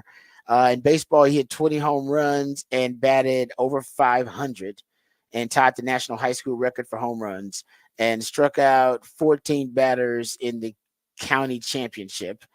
He in track and field, he won the state decathlon, had the state record his senior year in the triple jump and the state record in the high jump. Some Bo Jackson He's pretty good. Facts and stats. That's insane. Dude was in it. Ever won a decathlon? That's crazy. That's just wild. All right, couple of more factoids here. Facts, what the stats. We always talk about. Oh no, this is actually a better one. I was going to give you a Pat Mahomes stat, but this is better. So how about this? The Cleveland Browns, have never had a season with over 63% completions. Never. I mean, they've only had a real quarterback for and no quarterback and no line. I'll say that. Quarterback and no line, the pieces together. Because I still remember one of the times watching the Browns was when Colt went there. And it was there was plays where it was like he would look up, catch a shotgun snap, look up, and there would be a guy running right at him. I remember that. This is not good to allow. You cannot just allow it. You just immediately have to start running, and it was brutal. But yeah, they just haven't had that quarterback, and they finally got one, and now he can't stay on the field. And now they're talented too. Deshaun Watson this year, he should break that infamous streak. He should have completely seen. I think he was close last year. If you go look at last year, I believe he was close before he got hurt, before he had the injury. In 2023, if you go look at it based on his pass depth and closest defenders, he should have completed 64% of his passes, but fell 2.8% short, 41st in the NFL. And in 2022, he fell 3.3% short of his expected completion percentage. So it's Deshaun Watson should break that streak this year. That's why we were talking about that. I heard some folks on Cleveland radio discussing that. All right, so that's what the facts, what the stats. I got a couple other more, but I'll save them. Actually, here's one quick one. Caitlin Clark and the Fever are responsible for 33.5% of total WNBA attendance this season. Yeah, isn't that crazy? The Indiana Fever averaged 36% more fans on the road than any other WNBA team. And second is not, how about this? Second is not Angel Reese in the Chicago Sky. Remember, she was talking about, hey, I'm part of the reason people were watching basketball too. She's actually third in the average attendance for WNBA games on the road. So how many people are going to see you on the road, right? A traveling show. The LA Sparks are second. Okay. Cameron Brink. People like Cameron Brink. Yeah. One of the big stars. So, and it's not all about the stars, all about the team, but this year I think it's all about the stars. So we weren't watching WNBA before then. This class of WNBA stars, this class coming in, has really captivated America. So we've been keeping up with it. There you go. All right, so the Caitlin Clark effect in full effect. All right, let's get to the break. We come back and we'll discuss the Mavs now being down 0-3, the kiss of death in the NBA playoffs, so to speak. So we'll discuss that. We'll also dive into some of Texas football conversation, go behind the burnt orange curtain and discuss whether Texas and Georgia can be the new it rivalry. I've said it on this show, and people thought I was crazy, but now you got some other national analysts, national college football analysts who are saying the same thing. Great minds think alike. We'll discuss it on the other side, right here on the Rodcast, featuring Patrick Davis. I'm lifetime Longhorn Rod Davis, coming back on the Horn.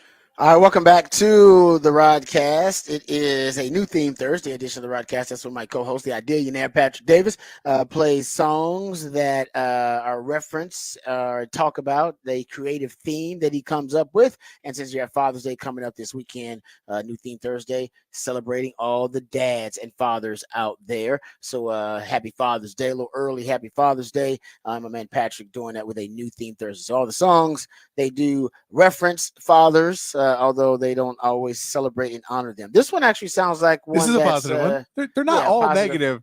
I just could not find enough positive ones that were upbeat. So there had to be some. And Papa was Rolling Stones is classic. It's the greatest song about a dad, but it's not very flattering, of course. It also, by the way, when I played that song earlier, I just started a minute and a half in.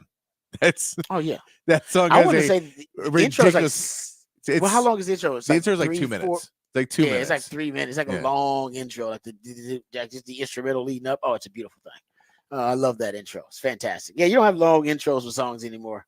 That's done. Back in the day, you had a few of those. Now, no, they get right to it. Songs have gotten shorter. Like they're shorter than they've ever been. Period. Because our attention spans just no. There's a lot of songs now that start with a chorus within like the first 5 seconds of the song. It goes straight into a chorus because they're just like, we gotta hook them quick. We got to hook him quick. Right. Yes. Man. Because they go to, and they're right about that, actually, unfortunately.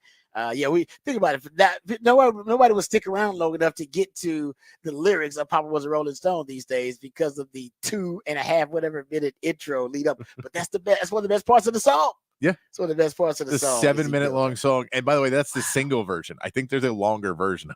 The single version is 7 minutes. Now that may be unnecessary. The longer version, I gotta tell you. Come on now. I guess you get that when you in concert. You get that one. That's like the full version of Rapper's Delight by Sugar Hill Gang is like 16 minutes long or something. What? Yeah. Like how many verses you gonna get in? How so many? That's crazy. I did not know that. That's a factoid I did not know. So I learned something new on the musically themed days of the week.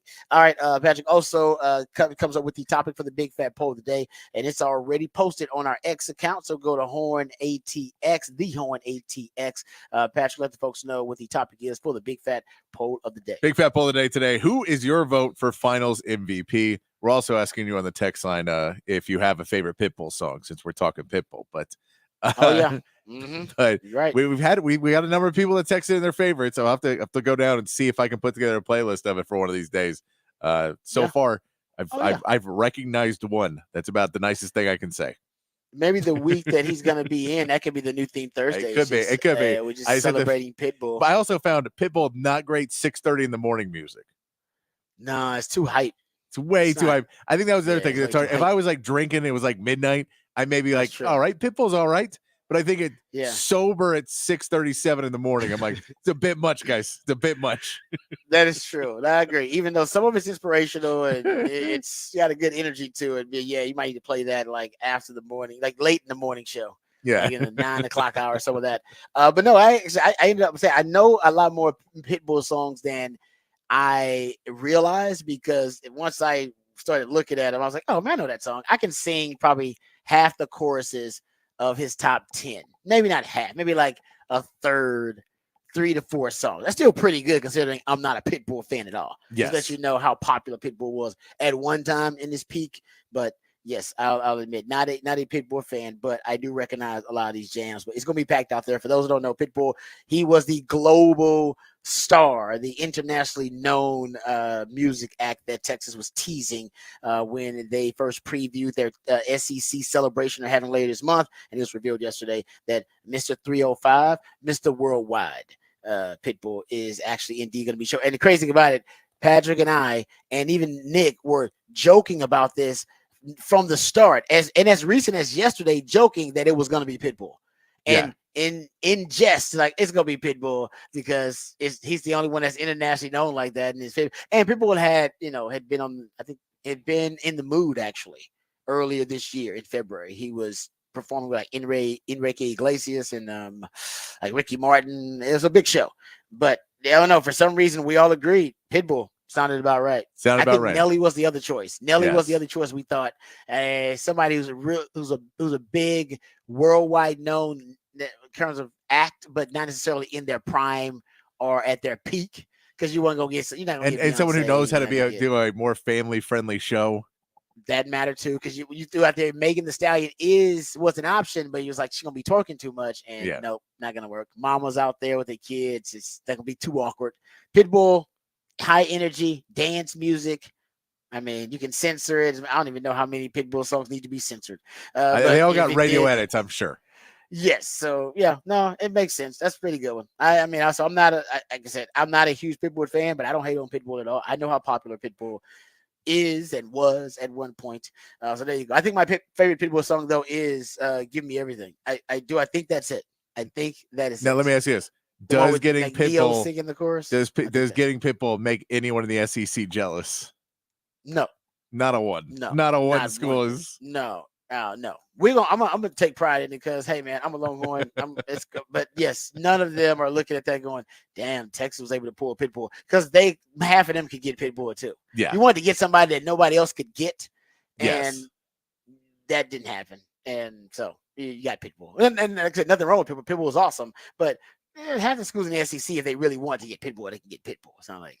It's not, what I mean? It's not like Pitbull's of that type of ilk where, man, no, he's on, maybe in his prime he was, but not now. Yeah. So that's all right. I'm cool with it. I'm cool with Pitbull being the featured act. All right. So that came out yesterday. Also, we'll get to some more Texas football conversation, but first we got to break down game 3, unfortunately, for Mavs fans. And man, Mavs have to deal with now either they have to accept their fate, which is they're going to lose this series, or have some pride and decide, you know what, history says we're going to lose the series, but we're going to fight like hell, at least make it interesting. Because right now, not that interesting. Being down 0-3 to the Boston Celtics, they could end up breaking out the brooms in the finals. I don't know how often that happens. I'm sure we'll be hearing about that stat coming up here in the next couple of days about how often NBA teams get swept in the finals. Doesn't happen a lot. I can't imagine it happens a lot. No. Yeah. All right. So let's get to the Horn headlines first. We'll get updated, educated, and informed on all the top stories of the day. Then we'll come back and we'll discuss NBA finals, all of that. Let's do the Horn headlines with my man, Patrick Davis. All right, your Horn headlines brought to you by Top Gun Rentals and Lawn Equipment. In the NBA, the Celtics won Game 3 of the NBA Finals 106-99. Boston took a commanding 21-point lead with 11 minutes to go in the game when the Mavs went on a 22-2 run to bring the game within 1 point. Luka Doncic picked up 2 quick fouls with just over 4 minutes to go and fouled out of the game, leaving the Mavericks to try and finish the game without their best player. The Celtics were able to hold on and now have a commanding 3-0 series lead. In Major League Baseball, the Astros lost to the Giants 5-2 and dropped their series 2-1.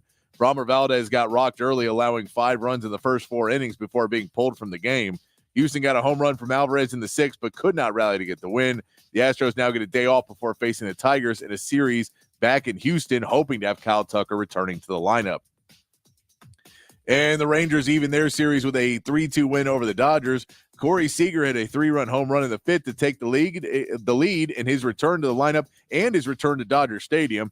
And a game-saving play at the plate in the 9th sealed the victory for Texas. The Rangers will send Michael Lorenzen to the mound today, looking to take the series against a top NL team. And that is your Horn headlines.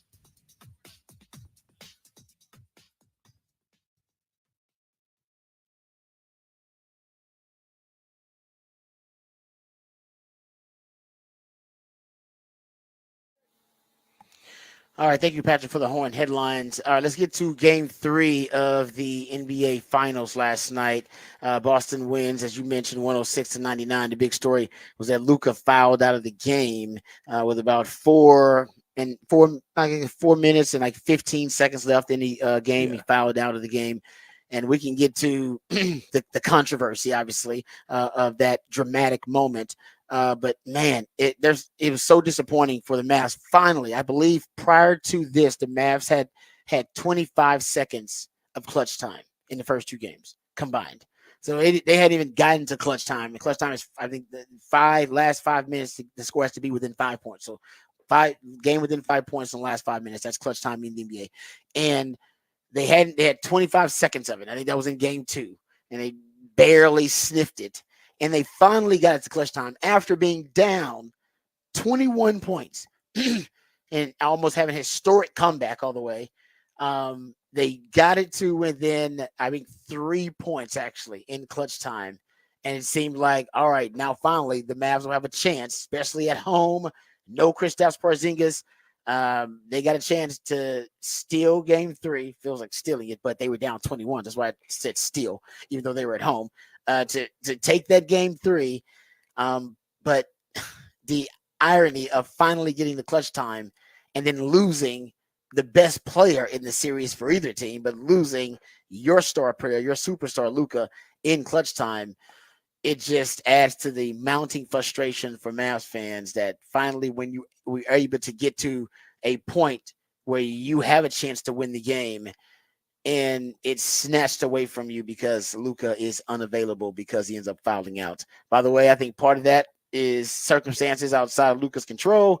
I think part of it is on Luka, and for Luka, I'll be critical of him as a superstar.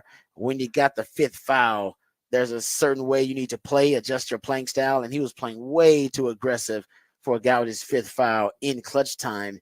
But even getting those 5 fouls, I believe the stat I gave there, I got it from NBA.com. Luka had 4. He had 4 fouls that he picked up in the span of 7.5 minutes in the 4th quarter.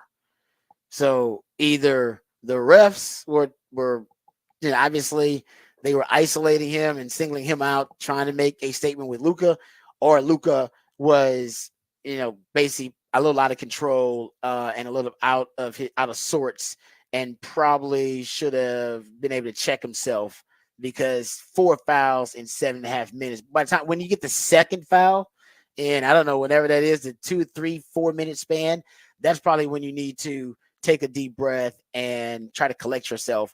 I think he got out of control. And I think ultimately his team had to pay for it. It's not all his fault. But it is his responsibility as a superstar to get himself in check. And I think he may have lost it just a little bit. Yeah. No. I mean, it is. They're both sides. There's faults on both sides in this that the refs have to be better about. They just called a really bad game where it was extremely inconsistent the entire game, that they would not call anything. And that was going both ways. Did not call anything for like 4 or 5 minute stretches. And then all of a sudden would call a few quick fouls to try and calm everybody back down, because it would get extremely physical. And so it just gets more and more physical as it keeps going. And then once you get to that point, they realize it was too much, and they would call a bunch of fouls quickly.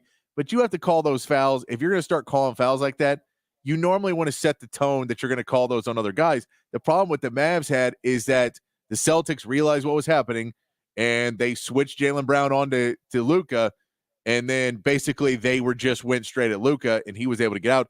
Jaylen Brown is a very physical player, and so he's going to create contact. And if they're going to start calling fouls again, then he's going to create contact and get the call. It just was inconsistent. So the players felt that they had to play super physical because they felt like they were getting bumped on the other end. And then that switch doesn't make it's hard to switch back and forth in your head and go, oh, they just called 2 fouls, back off a little bit. But on the flip of that, trying to pick up a block at the 3-point line, even with no fouls, is a dumb play. That's lazy basketball. That's you saying, I don't want to move my feet. I'm too tired right now. We just went on a 20-point run. Like, we're tired. And I don't want to move my feet to try and stay in front of Jaylen Brown. So I'm just going to plant them, take it on the body, and then hopefully it'll be going the other way and I'll be a hero. He ends up fouling out on that. And you can't have that kind of play in that moment. So he needs to be better. I am a little bit more on the criticism of Luka, where it's really pointed at him, and you just go, you do get, like, if Luka's not on this team, they're a lottery team. Like, they're not. No, and like, I love Kyrie, but they're a lottery team with Kyrie as the only star on this team. And so it is, you kind of have to take the good and the bad with a guy like that. I think Jason Kidd at a point should have tried to, when he saw it really going downhill quickly, that Luka was really losing his cool. And part of that was, he felt he was getting fouled on the other end. There was one where he did. There was one that was really blatant because it was in the open. The other stuff's a little bit closer that you could say they're not calling that all the time. So it's either or, but even down the end of the stretch, when you say if he's in, they don't necessarily win. He wasn't really doing great at the end of the game. He hit a few shots, but he also missed some, and guys like Lively were getting rebounds and putting the ball back in. So a lot of what they did at the end was getting offensive rebounds or getting the ball off a turn and getting the bucket that way. So, you can, if you want to assign blame wherever it goes, and you can say that Luka, lost his cool and shouldn't have fouled out. Yes, Luka did not have a great game. He went 11 for 27 in the game. That's not a great stat. You don't want to see that. So that was not a great point for him. The Mavs didn't get to the free throw line enough. And I know part of that was they weren't getting the calls, but you have to, the difference was Tatum did it early. That was something Tatum did early in this game. When you talk about, I was talking yesterday about ways to get him get started. And he went in and started really taking it to the chest of guys and got to the free throw line. And then he hit some shots. And all of a sudden, the rest of the game started to come back to him a little bit more. He ended up not having a great game overall.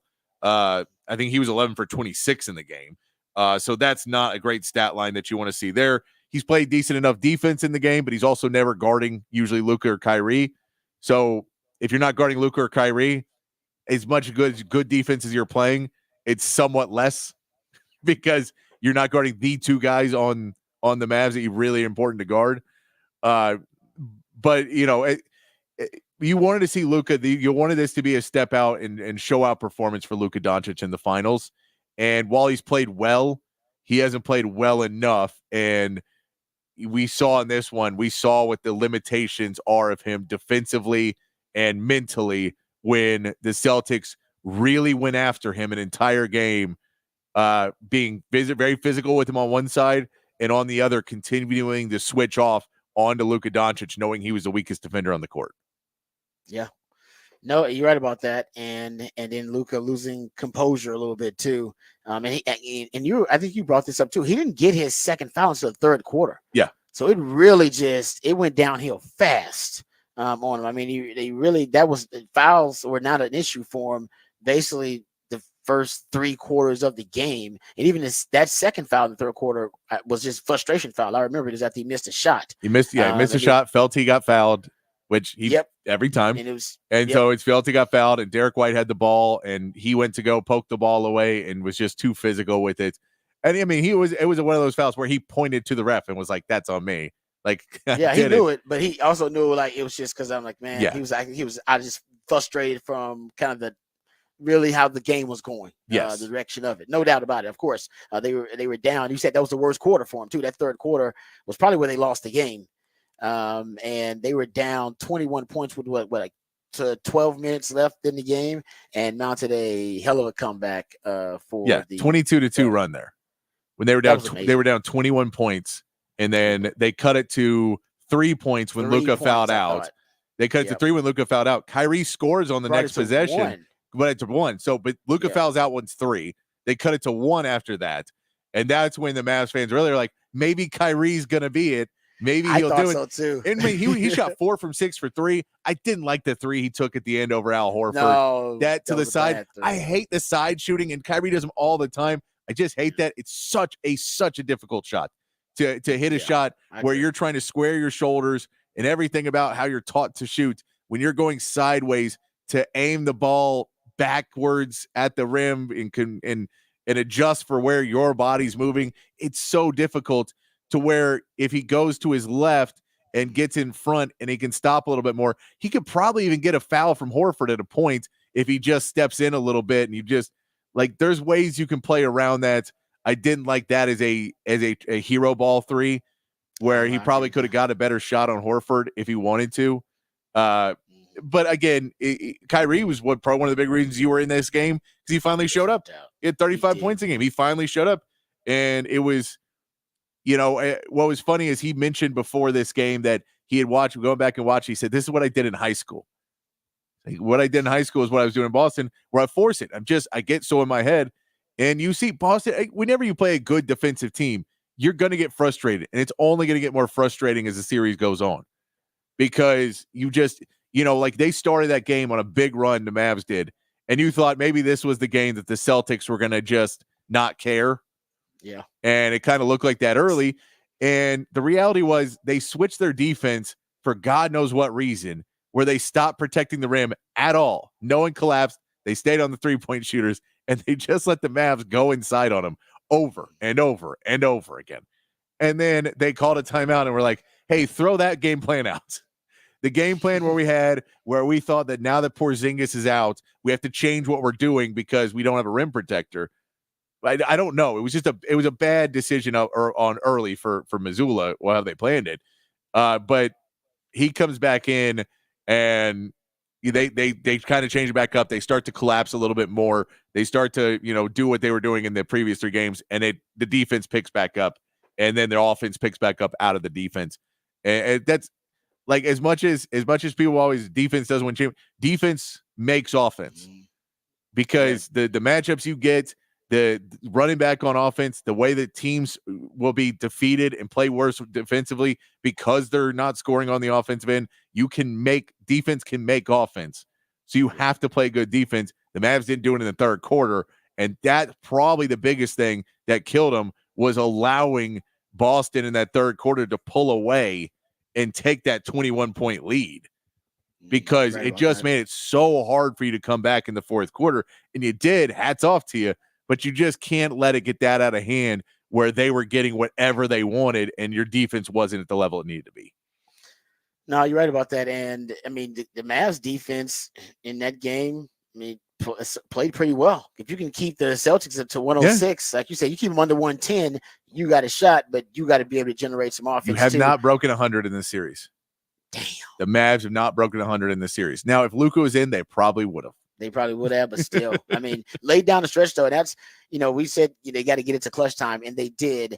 And give the Celtics some credit when Kyrie pulls it to within 1. I think it was like 3.5 minutes left when he pulls it to within 1. Boston scored on 4 of their next 5 possessions. Basically a 9-4 spurt to basically put them up multiple possessions and kept them up multiple possessions. And it was Tatum, Brown, and basically Derek White, who those 3 combined for the remaining 13 Boston points. So it was them. I mean, that group there, that's there. And I know it wasn't obviously Derek White's not a superstar. It's just the 2 J's. Yeah. But then Derek White's one of those support. We always talk about those X factor guys who step up in big moments. You either got to have your stars in clutch time or stars and clutch time. The Celtics got both, and they got the X factor guys that are always stepping up, whether it's Drew Holiday or whether it's Kristaps Porzingis, who was hurt, but game 1, we all remember what he did to set the tone. And then now you got guys like Derek White stepping up in game 3. They just got. No, I mean, like Hauser hit 3 threes in that game. Those were big off the bench. They get that from a guy. And Derek Lively, this was his best game as well, because Porzingis wasn't in there, and it opened up a little bit more for a big guy at points, and he showed up. But like Derek Jones, plays 16 minutes in the game, doesn't really become a factor, has 2 points because they need offense. So he just doesn't get to play a ton of minutes. And, that you can't have a guy like that who is a good defensive player be that unimportant for you in the game. PJ Washington did well. There was points where I didn't like his driving, which I was the one who said he should drive. And it worked to a point because I think it got him back to where he was hitting threes again. But man, it was rough to watch some of those drives because it just looked he looked like a 6'9" guy who doesn't drive a basketball trying to drive a basketball. Just looked awkward out there, man. Yeah, awkward. Yeah, you're right about that. But like you said, it was a better option than just taking the low percentage shot, settling for the low percentage shots. Exactly. But yeah, the Mavs. This thing, I don't want to, obviously the jinx the Mavs by any means, but this thing, I hope they actually prove me wrong. It'd be great. But this thing is over. The fat lady hadn't sung yet, but she's put down her chicken wings. And this is again, we talk about that offense for the Mavs, even though they were scoring more points, they were back down to 15 assists in this game. And that's not great ball movement. Terrible. Yeah, it's just like there was too many shots where guys were dribbling way too much. And when they had that run, everything seemed to click. They were getting, and a lot of it was offensive rebounds, but they were getting the ball moved around better, and everything was doing better. And they really got frustrated in that third quarter and somehow pulled off that run. But that frustration seemed to kill them in the end too, that they just kept getting frustrated with this Celtics team, and it's. I mean, hats off to the Celtics for frustrating them. Yeah, but no, the Celtics have been, like I said, they're as advertised. They're as good as advertised. I think that is pretty obvious and now Jaylen Brown and Jason Tatum are playing together. Like you said, Jason Tatum still hadn't played great. He was 11 for 26 is not. I get 31 points, but 11 for 26. I'm not gonna go sing your praises. So it's Jaylen Brown's MVP right now. It is. I mean, Drew Holiday could still win it. Yeah, he could have another big game. If Drew Holiday is a big game 4, he can win. And I mean, look, the big difference is Drew Holiday slowing down Kyrie for 2 games is bigger to me than Jaylen Brown. I think Jaylen's going to win it because he's a bigger name. But I'd say Drew Holiday and him I'd say him and Jaylen Brown are tied right now. And whoever does it in game 4 or game 5 or, game 6 or game 7, it's going to be game 4. But game 4 is going to be the X factor that gets them. It's because also too, it's what have you done for me lately? So whoever's in the minds of it all. Big last game. Yes. Yeah, you're right about that. I'm not sure that's going to be, but you're right. That'll play a big role, whether that's the closeout game, game 5, game 6, whatever that closeout game is going to be.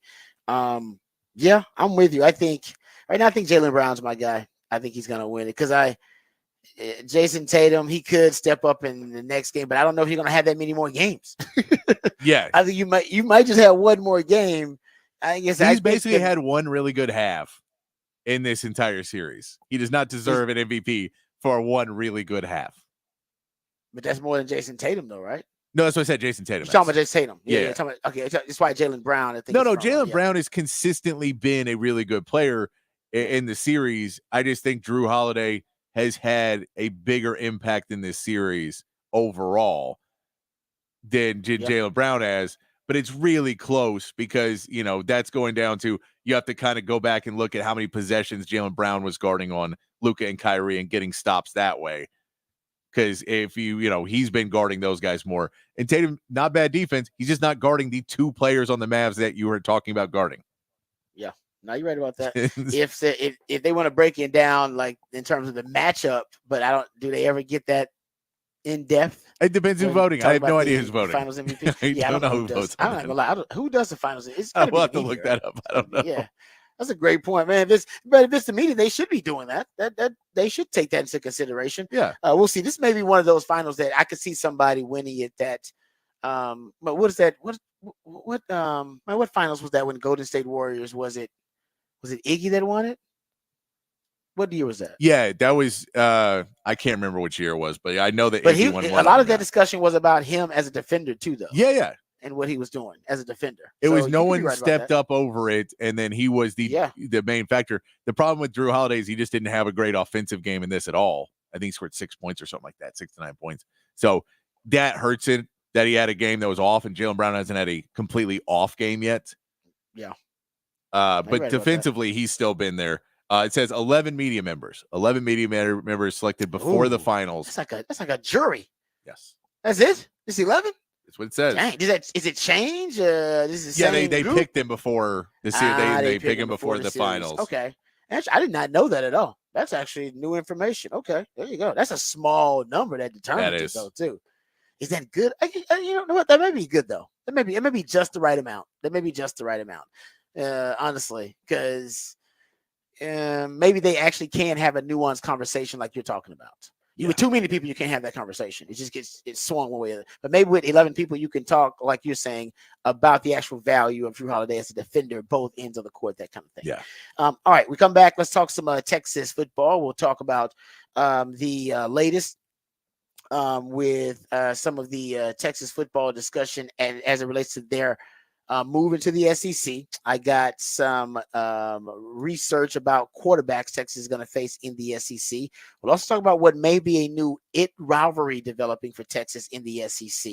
I've already thrown it out there as one of my wacky, crazy predictions, but now there's another college football analyst who also agrees with my crazy prediction. So we'll talk about that too coming up on the other side. All of that and more, talking Texas football right here on the Rodcast, featuring Patrick Davis. I'm lifetime Longhorn Rod Babers, coming back on the horn.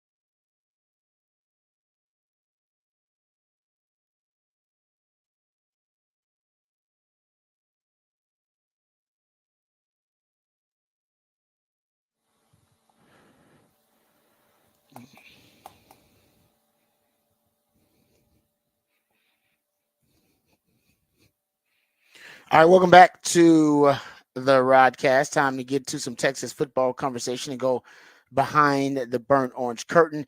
A few topics I want to dive into here. First is a piece of audio from the Paul Feinbaum show. Brad Crawford, who does really good work for 247 Sports, covering college football and covering recruiting. He was on with them, and they were talking about predictions for the upcoming season and for the SEC. One thing that I've said on these airwaves, and I've said it on other shows too, over at On Texas Football as well, that I believe that Texas is potentially right now embarking on, if they are as good as expected, they're embarking on a new rivalry potentially with Georgia. Because I said they could see Georgia not only 2 times in the next 2 years, we know that's scheduled, but they also could end up seeing Georgia in the SEC title game. I think a lot of people are predicting that they're going to see Georgia in the SEC title game this year. If that's the case, they could end up seeing Georgia in the SEC title game next year. If Texas is continuing this role, right? They look really good.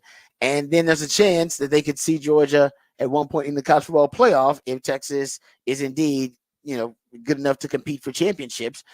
They could see them in the playoffs. So you could have almost this a fling of a rivalry that develops. There's no history to it. It could fizzle out at any time when either one of those programs is no longer at the top of the mountain, if you will, either at the top of their game. But if Texas is indeed going to be a front runner to win the SEC, which a lot of people are predicting, and we know Georgia's in there, they can end up seeing Georgia a lot over the next 3 years. Now, they got to win their fair share of those games when they see Georgia, whether it be in the regular season or in the SEC title game or college football playoff. But if they just win their fair share and go, Georgia's going to win their fair share, they're loaded. That can end up being one of college football's really new, like I said, rivalries. So that was my take a couple of weeks ago. Actually, I threw that out there. So this is Brad Crawford on Paul Feinbaum, and said, I don't think he got it from me, but I think he's thinking along the same lines about Texas and Georgia. Here it is. Georgia has the talent, the 2 deep to get to 12-0 again for the 4th straight season in the regular season. I don't think it happens, though. Texas, Bama, Ole Miss, they're going to lose one of those 3. So which one is it? Which one are they going to lose? Make some headlines. Yeah, I've got Texas. Texas is my preseason SEC favorite. I think that game in Austin is going to be kind of the precursor to the next SEC best rivalry over the next decade and change. So Texas is a team that I think right now gives Kirby Smart a little bit of worry heading into that game. Now, he said decade and change. I just said over the next 2 or 3 years. I ain't trying to go. I didn't realize he said decade and change. That's a long time. So I don't know. Maybe he's just saying like there'll be ebbs and flows, and they'll give time for your program to maybe have a couple of down years, bounce back, that kind of thing. So it's over a decade. If that's the case, then that's going to be kind of the grounds to develop a real rivalry. If it's going to be that long, I'm just talking about it being more of a fling for like the next 3 years. You see Texas and Georgia just battle it out. And remember, well, I think go ahead. How long was that Alabama Georgia constantly being the 2 teams? How long was that? That exactly. I mean, that probably was 6-7 years of them kind of going at it too. Totally agree with you. And the Clemson the Clemson Bama thing, right? Yeah. They went at it for a couple of years, meeting up. So I'm not saying, like I said, I think it could fizzle out and then at any time. But I do think if Texas is as good as we think they're good, we know Georgia's going to be good, man. Georgia is just, and they are loaded. I mean, and Kirby Smart's been building that thing for a long time now. And this year, you could make your argument that's the best team in college football. Since 2020, they're 50-4. 3 of his 4 losses are to Nick Saban. So to your point about the Georgia-Alabama thing, it's certainly become a rivalry because, he was once the mentor to Kirby Smart, and then Kirby Smart left him. I think Kirby Smart, of all the assistant coaches that were with Nick Saban, nobody was with him longer. All the assistant coaches that left to become head coaches, nobody was with him longer than Kirby Smart. So that's why that almost starts the rivalry right there, just because how deeply rooted the connection is between the coaches. So I don't know. I think that's really cool. I'm glad somebody else kind of sees it too. I'm hoping that is the case. Anyway, but Georgia. And remember Peter Burns. I keep bringing up this quote because he's a separate and college football analyst. So I'm trying to bring people who are just not inside our bubble, like me, telling you Texas and Georgia could potentially be the new kind of powerhouse rivalry in the SEC. But remember, he did the Texas spring game. He also covers all the teams in the SEC for the SEC network. And he gets a chance to go to Georgia practice. Nobody else really does, not many people. And he got a chance to go behind the scenes at Texas.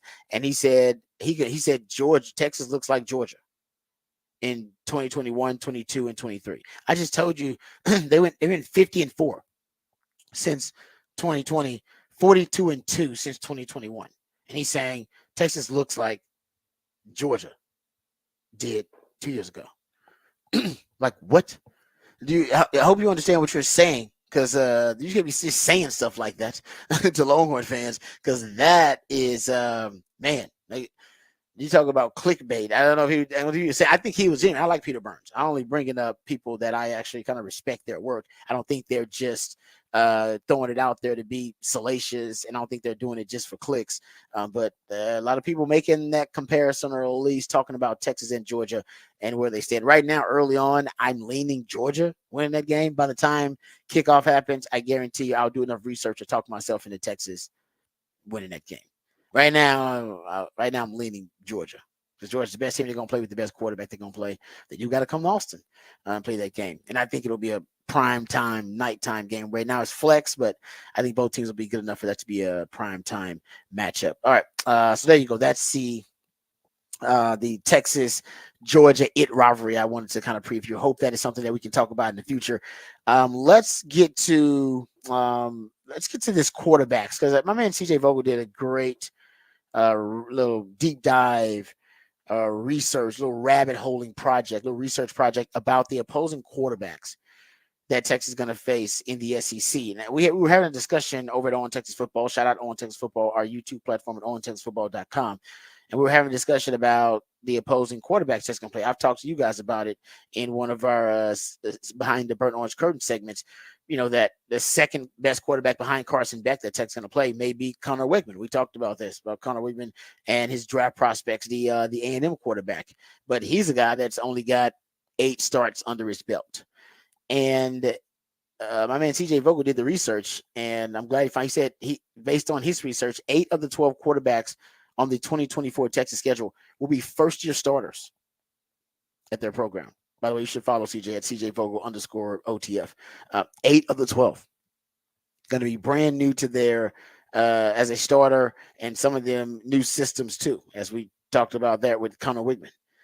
He also goes on to say that if you go look at overall career starts for the projected SEC starters, that could change. I mean, but right now the projected starters, Graham Mertz is your most experienced starter. He has 43 starts under his belt. Auburn's Peyton Thorne has 39. But you don't play them. So I'm just going to go through the ones that Texas plays. You play Graham Mertz. He got 43 starts under the belt, so he's a pretty seasoned quarterback. Blake Shapen, remember that guy from Baylor? Yeah, he's now at Mississippi State. You have to see him.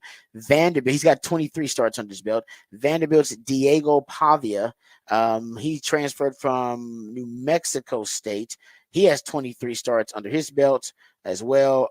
Arkansas's Talon Green, transferring from Boise State. He's got 22 starts under his belt. Carson Beck only got 14. Last year was his first time as a starter. And then they don't play Jalen. Connor Wigman has 8 starts, as I just mentioned. And Oklahoma's Jackson Arnold has 1 start under his belt. You also play Kentucky. Brock Vandegrift is a 5-star player that's transferred into Kentucky, but he has 0 starts under his belt. And so for Texas, you go look at it just based on the SEC quarterbacks going to play. Not a lot of the high-level guys have a lot of experience. And the ones who do have experience, they're still going to be, as my man CJ mentioned, first-time starting quarterbacks either at their program at their current program, either because they didn't start last year and they were sitting behind somebody at that current program, or they transferred from another program and they're going to be in a new system with new personnel and they got to form new chemistry. So either way, 8 of the 12 quarterbacks Texas going to play will be first-time starting quarterbacks, first-year starters at their current program. Like I said, either as someone who got the job and they were a backup prior to that, or they transferred in and got that job. It's a good sign for Texas. Now, it could be a lot of mystery in that. You don't know. You could have one of these guys be a breakout candidate. But the truth is, Graham Mertz being the most experienced quarterback, you're going to play, and then Blake Shapen being the second most experienced quarterback, you're going to play obviously in the SEC schedule, on the SEC schedule, I should say. And then Taylor Green from Arkansas. These are not Taylon Green from Arkansas. These are not considered high level quarterbacks. So it goes back to what we said. Carson Beck is, he's in a different class by himself. He's considered the best pure passer in college football right now overall. But after them, there's a significant drop off in talent level that of opposing quarterbacks Texas will face, and also in experience in opposing quarterbacks Texas will face. After Graham Mertz, pretty much. Even Carson Beck, he's only got one season as a starter. You could easily see regression in the second season. We've seen that. How many times have we talked about a quarterback have one season to start and everybody's like, oh man, he's got first round projections. That guy's going to be awesome. And then they get a second season under their belt and there's regression and they go, well, he was considered the top quarterback in that class or a first round quarterback. Now he's considered a second round quarterback because some of their flaws are exposed. That could happen to Carson Beck. I don't see it happening because he's damn good, but it could. All right, so there you go. That is some of the breakdown about the opposing quarterbacks Texas will face on the SEC schedule. When we come back, we'll get into a little off the record on the other side. Got a couple of stories that I want to get into in off the record. So we'll talk about that when we come back. All of that and more right here on the Rodcast featuring Patrick Davis on Lifetime Longhorn. Rod Babers coming back on the Horn.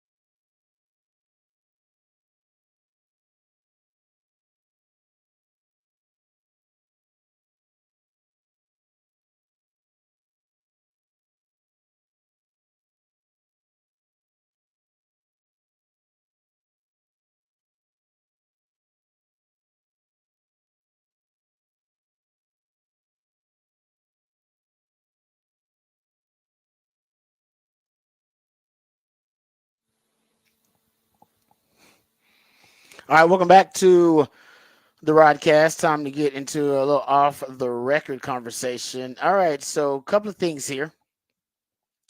Let's talk about X first, formerly known as Twitter. There have been some changes to X, as we know.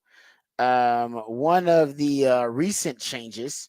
Well, first of all, there's like something we got to address prior to this most recent change. There was another big story about X, that X is now going to allow adult content on the streams, like basically on the platform now.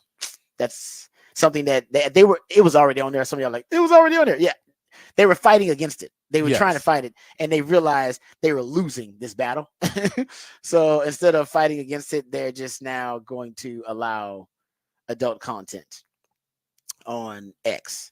Now, so parents, y'all should know that in case y'all didn't know that. But it was already on there. Like I said, it would come up at times on my time. Like, what is that? It comes up. It pops up. Yeah, they try to hide it in like an advertisement and stuff. Yeah, well, and there would just be a comment on whatever post, and it'll be like, you get the post that was like, it's like, hey, sports, something extremely inappropriate. Oh no, I was like, whoa, what is that? Exactly. So that is a thing now. So beware of that. But some people said this latest move by X, latest announcement is connected with that story. I think I know where you're going with it. Right. Some people said disconnected, that now they allow porn basically after updating their policies. But the latest move by X is for privacy. They have now made it where bookmarks and likes cannot be seen by the Gen Pop. This week, they're making likes private for everyone to better protect their privacy. You will still be able to see posts you have liked, but others cannot. Yes. So like count and other metrics for your own post still show up under notifications. You will no longer see who liked someone else's posts. And a post author can see who liked its post. So nobody can see your likes. So basically you can like porn if you want to.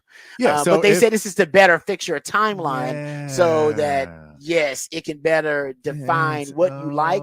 So you can just like it and don't have to worry about being judged because you like something that's either political or something that's inappropriate. So Elon liked something, had to go in and be like, oh, no, I must have clicked it. I was going through and I was probably scrolling, you scroll. And then you accidentally like something to scroll, and then that does happen. It does happen. I'm just saying, he just owns a company where he can just change the policy. Be like, well, guess what? Now you don't get to see anybody's likes. I hope you're happy. Can't judge it. Can't judge me now about what I like. Like, I mean, people said, some people that I never said about. I guess they didn't think their likes, or they didn't care. I didn't think that their likes could be seen. And it's like, no, man, people can. Yeah, no, usually politicians for whatever reason. But yeah, it's like, what are you doing? Did you know we can just go through and check the likes you like? This is the thing, inappropriate stuff. I also still would not want to like any of that stuff. In the sole fact, I don't want my timeline to be filled with that. Yes, it seems worse if you were like, oh, I saw this funny tweet, and then you're like, open up your phone, and someone's looking over your shoulder, and like, that's a lot of butts. Yeah. No, I agree with you. So I'm with you. I still don't just favorite and like everything. No. I still, if I need an article or something, I'll bookmark it. If I like something, I'll like it. Yeah. But other than that, I'll like send it to myself or open it up and read it and take notes on it. But I'm not just liking every damn thing. And if I see something that's humorous or something that I want to do a little bit more research on, I do it at the time. I don't like it. No, I don't want records of that stuff, period, no matter what it is. I think also there's a certain factor of, and this is the shadier side of Twitter, but I think, or X, that I think that there's a part of it where they want to make it so you can basically pay for likes from bots, and no one will know that it's bots that are liking it. Oh, because people used to go through your so you go through and you can see like everyone no followers. Now, if you have 1,000 likes, no one can know. That could be 1,000 bots. Can they go through my followers though? They didn't mention that. Can you go through followers and still see who people's followers are? I don't know. I would imagine so.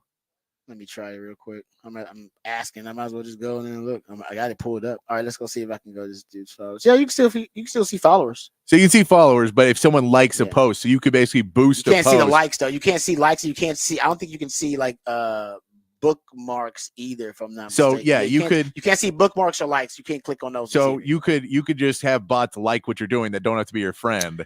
And then you pay for that. Basically, you pay however much dollars for a service or whatever, and they like all your stuff, and then that gets boosted because now it's got 1,000 likes, and then that'll get you more followers, is because your stuff is boosted. And that kind of thing. Yeah, no, you're right. That's it. That's definitely. And by the way, we're going into politics. We're going into an election cycle. Just saying. Oh yeah, that's why you don't. I'm glad you can't see people's likes. The president, this is a good thing. Oh man, trust me, you don't need to see, because their timeline's about to get real political, as we all know. So there you go. That's the latest with Twitter. Oh, sorry, X. Damn it, gotta get it right. How about this one though too? This comes from off the record. So we know that yesterday we talked about Joey Chestnut being not suspended, but banned or allowed, not allowed. Disallowed, whatever, from the Nathan's hot dog eating competition because he has an endorsement with what is it? Impossible? Impossible Meats. Impossible Meats is basically I believe it's a non. Is it basically? It's like a vegan. It's like a vegan company. So basically faux meat, fake meat. Yes, that kind of thing. But so he's not gonna participate in the Nathan's hot dog eating contest. But he's going to be a part of a Netflix live eating competition, live ultimate hot dog eating competition versus Kobayashi, who just retired. Yes. It's called Unfinished Beef. And this is going to be them two. Well, that's what I assume. This is going to be them two in an eating competition. Monday, September 2nd. Yeah, I wonder if they'll add other professional eaters in like other eating competition, or if they'll just be like a documentary thing about them and then they'll go into it. I don't know. It seems like that can't be the entire thing. Yeah, they've got to do something else. You're right. There's got to be a undercard. Or, yeah. They're probably undercards. They'll probably have like other. Yeah. Other gross stuff. But Netflix been trying to get into live sports for a while. So now just talking out, let's get into live competition. They were the ones that were supposed to have the Mike Tyson Jake Paul fight, but Mike Tyson's had some health issues, so Mike Tyson's unavailable, and so they've postponed that fight, and they haven't even discussed or reportedly haven't decided on a date for the fight. So it's just right now to be determined. And they need more. They want live sports. They made no. They're not hiding that fact. They're not discreet about it. They want to get into the live sports arena, and technically, I guess it's a live competition. I don't know if you want to call it a sport. The competitive eating. They'll get some folks that'll watch it. I mean, Kobayashi. We just talked about this yesterday. Who are the only two names marketable, recognizable names from competitive eating? Joey Chestnut and Kobayashi. Yes. That's it. You said you brought the X guy, whatever. Eater X, whatever. Yes, Eater X. I've heard that name before too. Maybe he'll be on the undercard. They need recognizable names. You might be. All right, we come back. We'll get into some NFL discussion. We know now what Aaron Rodgers is doing and why he's missing mandatory minicamp. We'll talk about Trey Lance. Reports are he's looking real good in Cowboys minicamp. We'll discuss that a little bit coming up on the show. And we'll also dive into some other topics as well. All of that and more right here on the Rodcast featuring Patrick Davis, some lifetime Longhorn Rod Babers, coming back on the Horn.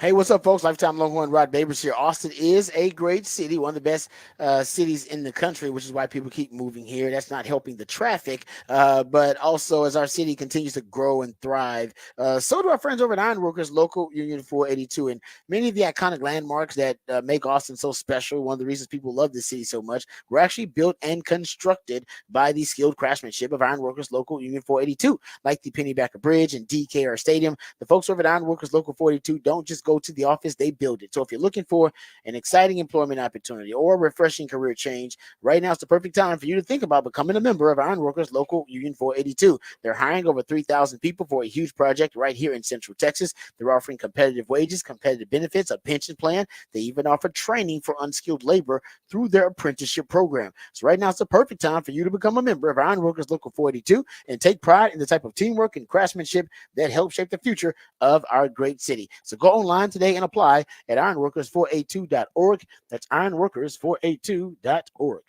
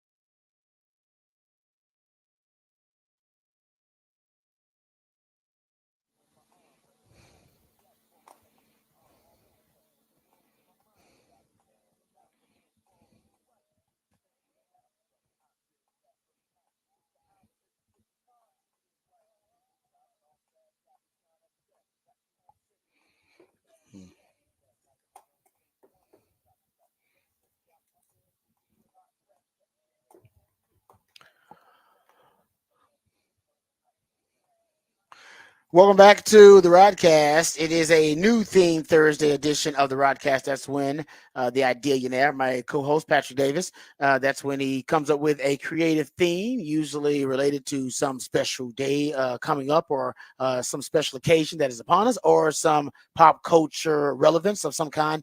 He comes up with the creative theme for all of our musically themed days of the week, but New Theme Thursday is new each and every week.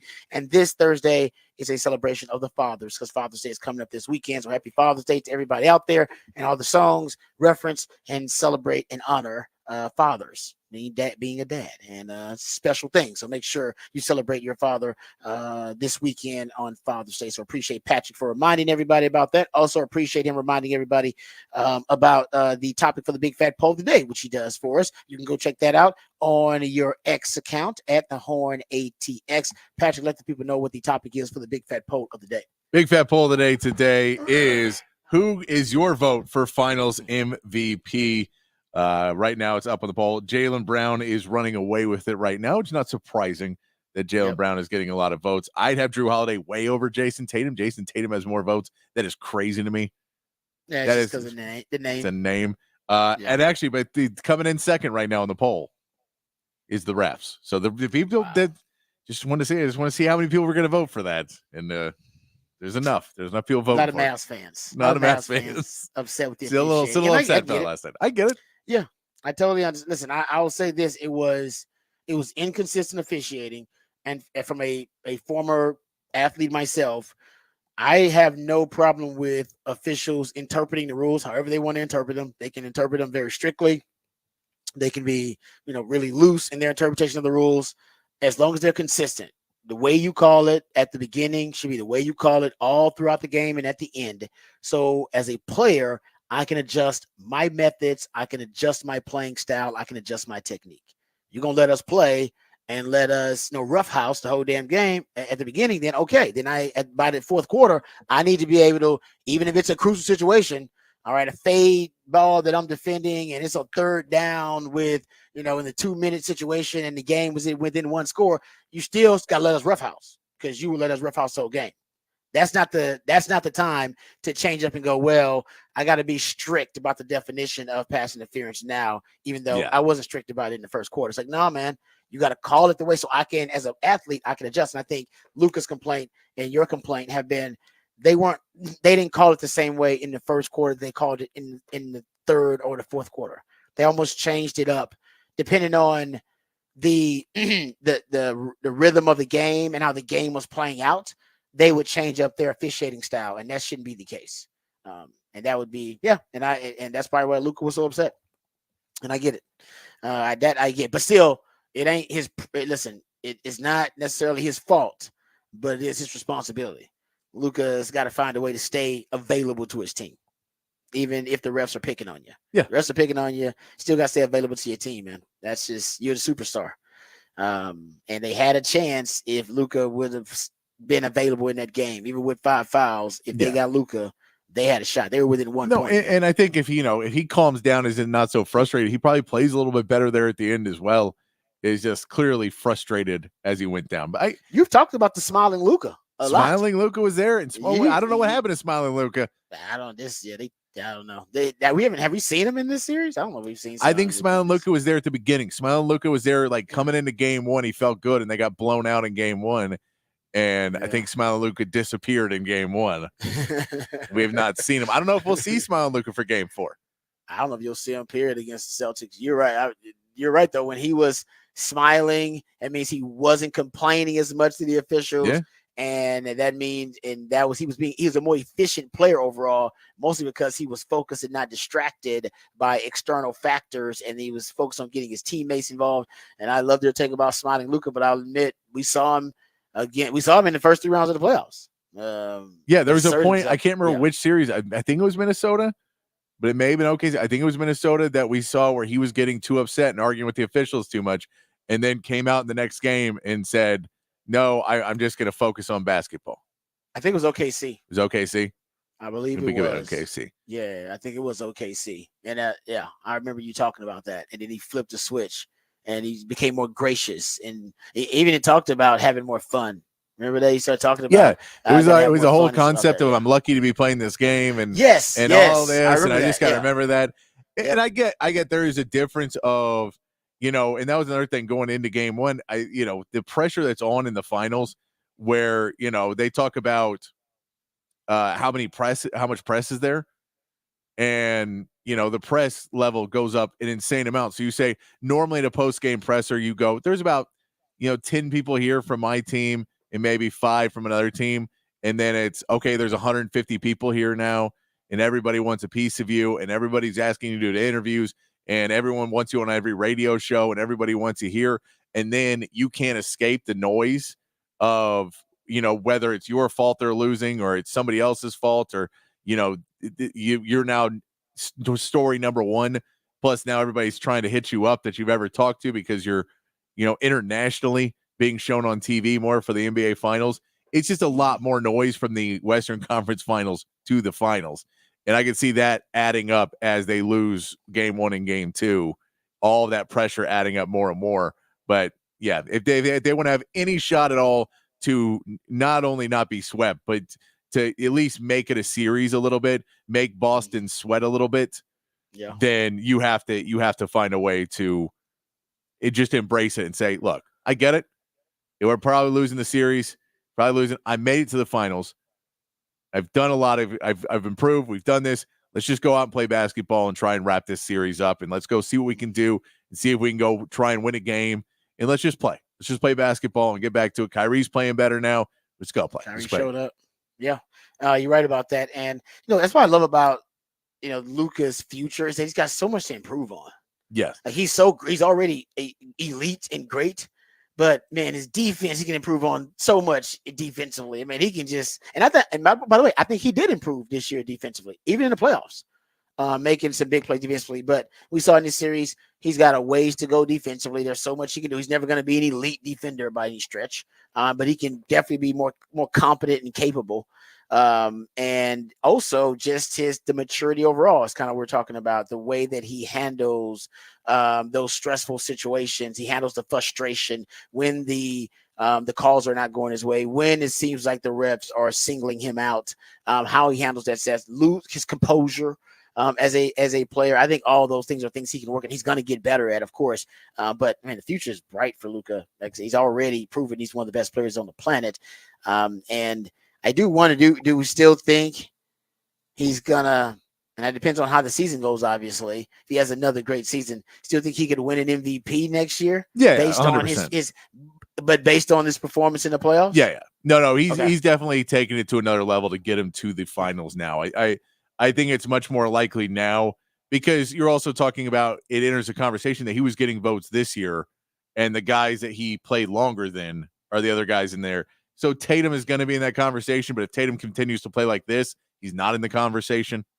And I know there's Tatum lovers out there, and I think Tatum's a really good player, but he has disappeared in this finals. He's had one good half in this finals because he didn't even have a full good game. Yeah. It's 11 for 26. It's not good enough to tell me you're a star player. There's a lot of guys, if you allow to shoot 26 times, will hit 11 shots. There's enough guys in the NBA that can do that. Yeah, there's no doubt the way this series has worked out, it hasn't really helped Jason Tatum, but he did look good in that first half, 20 of his 31 points in that first half. And he has played really good defense, and he's been a distributor. But if Jaylen Brown wins MVP, which I think he's on pace to, oh man, the narrative about Jaylen Brown having that dog in him and being the team leader, and Jason Tatum not necessarily being that guy, being a great player, but not having the respect of the basketball community. I think it's going to be a supercharged narrative from that point on. All right, let's get to the Horn headlines first. Let's get educated, updated, and informed on all the top stories of the day first, and then we'll come back and I'll give you my take about Aaron Rodgers. We'll tell you where Aaron Rodgers was and why he had to miss mandatory minicamp. But first, the Horn headlines with Patrick Davis. All right, your Horn headlines brought to you by Top Gun Rentals and Lawn Equipment. In the NBA, the Celtics won Game 3 of the NBA Finals, 106-99. Boston took a commanding 21-point lead with 11 minutes to go in the game when the Mavs went out on a 22-2 run to bring the game within 1 point. Luka Doncic picked up 2 quick fouls with just over 4 minutes to go and fouled out of the game, leaving the Mavericks to try and finish the game without their best player. Celtics were able to hold on and now have a commanding 3-0 series lead. In Major League Baseball, the Astros lost to the Giants 5-2 and dropped their series 2-1. Framber Valdez got rocked early, allowing 5 runs in the first 4 innings before being pulled from the game. Houston got a home run from Alvarez in the 6th, but could not rally to get the win. The Astros now get a day off before facing the Tigers in a series back in Houston, hoping to have Kyle Tucker returning to the lineup. And the Rangers even their series with a 3-2 win over the Dodgers. Corey Seager hit a 3-run home run in the 5th to take the lead and in his return to the lineup and his return to Dodger Stadium. And a game-saving play at the plate in the ninth sealed the victory for Texas. The Rangers will send Michael Lorenzen to the mound today, looking to take the series against a top NL team. That is your Horn headlines. All right, Patrick, thank you for the Horn headlines. Let's get to one of the big headlines from yesterday. Was about Aaron Rodgers missing mandatory minicamp for the Jets. And I told you guys yesterday, I said, oh no, we'll know. There'll be clarity on exactly where he was. Not exactly, but at least we'll know the reason. And we'll have more details about where Aaron Rodgers was, because the media is going to be on it. Because yesterday, Robert Saleh addressed the media saying that Aaron Rodgers was unexcused. He'd be absent from minicamp, but it was an unexcused absence. He and Hassan Reddick, actually, but nobody cares about Hassan Reddick because everybody's asking questions about Aaron Rodgers. And Aaron Rodgers was there, remember, for most, if not all, of the voluntary workouts. But this was the mandatory one. And if it was unexcused, that means he would have to pay the fine and be subject to the fines based on the CBA and based on his contract. But if it was excused, of course, they would waive the fines. So it's unexcused. Robert Saleh admitted that. And he did admit that they've been in communication with Aaron Rodgers, and the team was well aware of, where he was and why he was missing camp, but he was indeed going to miss camp. So here's the latest from Connor Hughes, the first one to throw it out there, of at SNY TV. And he reports on the Jets for that organization. And he said basically it was a trip. He said Aaron Rodgers is absent because this was a trip Aaron had planned originally when he was still injured. It's been on the calendar for a long while. And then he tweeted out early or late yesterday, I should say, Aaron Rodgers planned this trip when he was still rehabbing. The Jets have known about it from the moment there was an overlap with the release of the minicamp schedule. Rodgers is unexcused because you can't excuse a trip, but not a contract dispute, which is, he's hinting the Hassan Reddick one, that absence is a contract dispute. He's holding out. Should be holding in. But my point, he says semantics, but there's no unrest inside the building. He says the Jets don't think it's a big deal. Not sure why the world is reacting differently. Rodgers missing these 2 days will have zero impact on what the Jets and Rodgers accomplish this upcoming season. He also said after he's been at every voluntary workout the last 2 years. So essentially, he was double booked, and he was not willing to change his vacation plans to be at mandatory minicamp for his team. But I'll just throw this out there. Like I said, I'll read the quote. It's best to use Aaron Rodgers' own words against him in this situation, because Aaron Rodgers was the one that said this earlier this year in regards to distractions, in regards to bringing in topics and guys wasting energy on things that have nothing to do with winning. He said, if you want to be a winning organization and to put yourself in position to win championships and be competitive, everything you do matters. And the bullish that has nothing to do with winning needs to get out of the building. So that'll be the focus moving forward. So he said it's not a half the time thing. It's not a sometimes thing. It's not a most of the time thing. It's an every time thing. He said, in this building that we're doing, everything that we're doing individually or collectively that has nothing to do with real winning needs to be assessed. So, does his vacation have something to do with winning? It could be a mental health thing. Totally get that. Everybody needs mental health days. But this is bad optics for Aaron Rodgers, because ultimately it seems that it looks like he's choosing vacation over being with his team. This is a guy that's got a lot of money, a lot of resources. So you can either take the L, take the loss. Like, all right, I paid a lot of money for the vacation, but all right, damn, I'm going to take a big loss on this thing, man. This is 5 figures I paid on this thing. I'm just going to screw it, whatever. I'm done. I'll charge it to the game, or let somebody else in your family, let them have the vacation. Say, y'all take it. We already paid for it. or find some way to change the schedule, rearrange things on your calendar so you can either take that vacation earlier or take it in between the mandatory mini camp. By the way, you still get training camp until August, so there'll still be breaks in between your mandatory mini camps and the next team activities that you're obligated to go to. But this particular date he had already set, and he was just unwilling to change it. It's just that simple. Yeah, and I mean, it's another part of it that I don't get, which is like we know in what we do that there's parts of the year you don't schedule a vacation. Yes. You say, okay, this is a very important part, and this is where football is. So you can't, when football's happening or whatever, you can't schedule a vacation. Okay, spring game is normally around this time. We don't know when spring game is going to be. We know around the time it's going to be. Just don't schedule a vacation that month. Just don't have anything. It could be in that 2 or 3 week period where the spring game weddings, anything like that. Yeah. Don't schedule anything. Don't schedule a trip because we got to work that one. That's part of what we do. He knows he's not a rookie. He's been in this league long enough. He knows there's going to be a mini camp around this time within these 3 week periods. And then I'm going to have like a month or two that I can kind of go off and do whatever before camp starts. So should I schedule mine in this period where it really, hopefully I picked the right weekend, or should I wait and go do it later? Or should I schedule it during a week where I go like, I'm not there doing it where I know we're probably going to do it on a weekend. And I'll say, well, I'll just do it during the week because I'm a football player and don't have a job that has to work during the week. So I can go do that. I don't know unless it is something that is set, that is a wedding or something of that, where he didn't pick the date and this was set at a point and he said, I'm going to go do that at that point. As much as the vacation costs, how much did the vacation cost if he's going to get fined close to 6 figures for missing 3 days of practice? Yeah, so it's not a money issue. It can't be money because you can just say, "Well, I'll just reschedule it, and I'll save money if I reschedule it." Yeah. I don't. That's what I just get. We get that we're there, and it's the problem that is with Aaron Rodgers. He makes what, $40 million this year, 45, 50, something like that. Some ridiculous. And he is at a level where he cannot be bothered to take into account the other players, the other team, and everybody else. Yet everyone else in the free world has to, because we'll lose our jobs.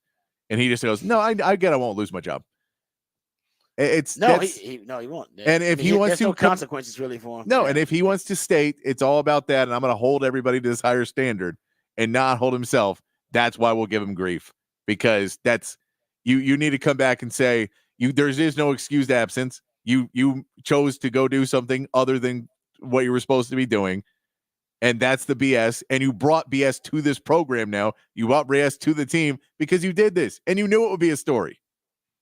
Well, yeah. And then now I'll say this too, because I know Tom Brady's late in his career. Remember, he was missing like 1 day a week out of practice. And I think he missed some practice time to go to a wedding or something like that. Totally get it. I'm with you on that. And I'll say Tom Brady's in a different category than Aaron Rodgers. Aaron Rodgers is right now trying to add to his legacy, and he's trying to change his legacy somewhat, because the narrative is that Aaron Rodgers, although physically might be the most gifted quarterback to ever play the position, the narrative is that he's selfish and that he only wants to do what's good for Aaron. All right, what's best for Aaron, and that he's not in the ultimate team sport a team guy, and that Tom Brady has always been team first guy, man. The team first, winning first, whatever it takes. I'm a team first guy. I'll do what's best for the team overall. And that when Tom Brady goes to a team like Tampa Bay Bucks, he has this overwhelming effect on the entire franchise, because he is such a team-oriented person. Like, everybody responds to it, at the highest levels, lowest levels. And you hear all these stories about, oh no, Tom goes to talk to the guy that, the 53rd guy on the roster who just got picked up that day. Tom goes over and introduces himself and talks to him and it does all these little things to show that his leadership style, right? To form that connective tissue with the players, and for his leadership style to be more effective. And that Aaron Rodgers, although in terms of overall talent, the quarterback position, I mean, he might be unmatched and unparalleled, but he doesn't have the immeasurables and the intangible as a player to uplift an entire organization and a team. He can be the best quarterback in the league, which he has been several times, and still didn't amount to championships. Wasn't able to uplift his team to go win championships. He was able to uplift himself. Yes. Which he can do. Like, I can take myself to the mountaintop. I can be the best. And then he's looking around pointing fingers at everybody else going, what's your problem?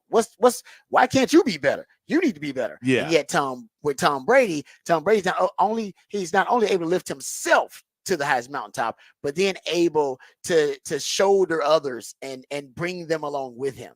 And the belief is that Aaron Rodgers doesn't do that. And Tom Brady is so powerful with it, he can bring a whole organization along with him, go to the Bucs and win a damn Super Bowl in his first year. Like, he's that transcendent, and as a player, and he's that impactful overall to your organization. And the Aaron Rodgers is trying to prove that with the Jets this year, or last year too. He's trying to be like, no, I got the impact too. I'm that kind of player. I'm that kind of transcendent leader too. Give me a chance to show y'all. And it's like, is this you showing us, Aaron, about your transcendent leadership? So Tom Brady did it too. But Tom Brady still won a Super Bowl. You said what you want about Tom Brady. He was able to win the Super Bowl. So Tom Brady in a different category than Aaron Rodgers in that respect. So I think that's what Aaron Rodgers is trying to prove. Just my take on it. Why they both get, because I know people's like, well, Tom Brady missed time. Nobody called him out. Yeah, we like Tom Brady more than we like Aaron Rodgers. Now, Tom Brady is, because Patrick don't like Tom Brady. So Tom Brady's not loved by everyone, but Tom Brady is more likable, and Tom Brady is more cherished than Aaron Rodgers. Aaron Rodgers is more disliked than liked. Yes. Period. So he's trying to change the narrative about him. He's trying to flip the script about him, that he is a good player, that he is likable, that he is a guy that can lift up the franchise to become a championship contender. And right now, I'll just say that he's probably failing at that. And I mean, you also may throw in that he also made another $40-something million last season, and he played 3 snaps. Yeah, he did. And then still, it's like, doesn't feel good about that at all, does he? He's like, nah, I'm going on vacation. And I would say he probably planned the vacation when he thought he was going to retire. He was probably in the middle of like, man, I'm retiring. It was coming off the injury. I'm done. He's probably really low. I'm retiring. I'm gonna get on some ayahuasca, get into some of these darkness retreats, and just go hang out in some go get me a brain rainforest worm somewhere. Yeah, but I think he was at that point, and then I don't know, for some reason, he probably broke himself out of that funk and decided, no, I am going to play, and I think I can be, the Aaron Rodgers of old. But my thing is, why not? Then at that point, like you said, that vacation is right there in the window of a mini camp potentially. Why not just say, nah, I'm going to cancel the trip, or I'm going to move the trip to a time where it's not in that window. You got the kind of power. You can call up the damn president of the team and say, hey, man, y'all got any idea when these mini camps are going to be? Yeah. Because I got a vacation plan. And they would go, Aaron, we'll get back with you. We will get that information to you ASAP. He's like, I really want to be there. Okay, we'll get that to you. We'll get that to you. I mean, you're Aaron freaking Rodgers. He didn't want to know. And like you said, all different walks of life, we all have jobs, and everybody's job's got a hot season, or you got a season where you can't take vacation really during that time. It's like, no, this is our busy season, man. You can't do it. And you're right, but everybody's got that. Every job has got that. And football season, we all know that's your season, man. And you've been doing this for like damn near 15, 20 years. You know exactly when the time period and window is for your mini camp, and you chose to do what you wanted to do. So you're right. I mean, it's classic Aaron. I always say best leaders, when they win games, they're we guys, and when they lose, they're me guys. I think Aaron Rodgers is kind of the opposite. I think when they win, he's a me guy, and when they lose, he's a we guy. Yeah. We lost that game. Oh, no. I think when they lose, it's a they guys. Yeah, I played good. I don't know about the rest of them. What do you put himself? No. Don't say we. I'm not a loser. They. No, you're right. Unfortunately, so we'll see if it works. I mean, out, we know right he now, did that about Green Bay year after year. Hey, No, they didn't give me enough help. They didn't bring in the players. They didn't handle it, and that's the reason we're not winning Super Bowls. Is because the organization doesn't want us to win. Yeah, they're holding me back. They're holding me back. They're holding me back, and they're holding us back. If they just trade up for the first 3 picks in every year's draft, we get the best players. And then if you draft all 3 of them as wide receivers and O-linemen, then I will win every Super Bowl. Yeah, and then you look at Brady, and what's the narrative about Brady? that when he did have a really good receiver, that's the one time he didn't win or compete for win the Super Bowls when he had Randy Moss. Well, he competed, but that one time he didn't win the Super Bowls when he had Randy Moss. No. But otherwise, Tom Brady's getting there with guys who were drafted in the late rounds, undrafted guys, and yet still able to be productive and uplift the talent level around him rather than complain about it. So I don't know. Comparing to Brady is probably not the right thing to do, but I mean, that is the standard. All right, we come back. We'll get into the rant of the day. We'll talk about Trey Lance, why that is a wise investment for the Cowboys. It should be a wise investment if the reports are accurate that they're starting to see some real progress and development from Trey Lance. It's going to make a hell of a quarterback competition for that backup spot behind Dak Prescott for the Dallas Cowboys. We'll discuss that on the other side right here on the Rodcast featuring Patrick Davis. I'm Lifetime Longhorn. Rod Babers coming back on the horn.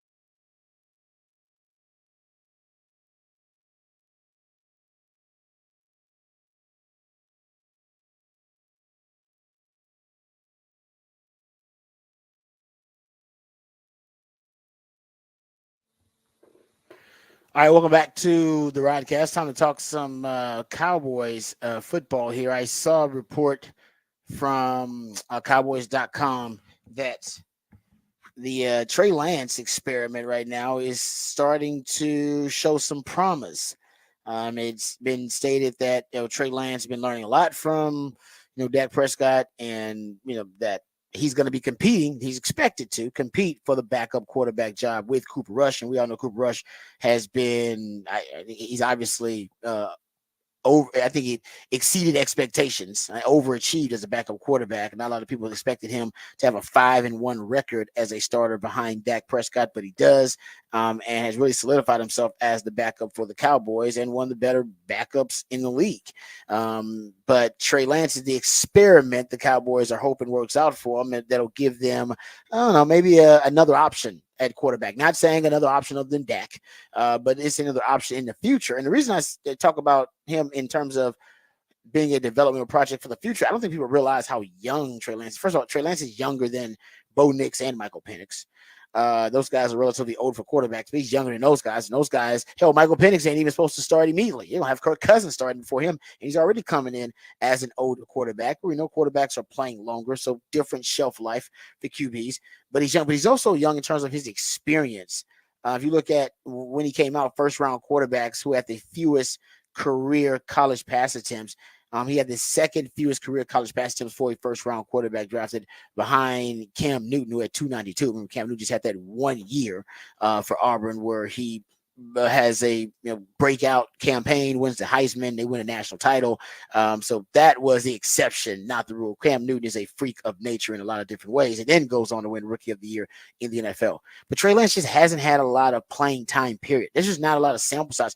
I don't know what to think of Trey Lance. It is pretty obvious now, or evident now, that the 49ers disastrous trade up to get Trey Lance, a lot of it was just based on the lack of sample size and evidence they had that he could play the quarterback position. So they saw the tools that they liked. They saw the tools and the traits, and they loved the tools and the traits.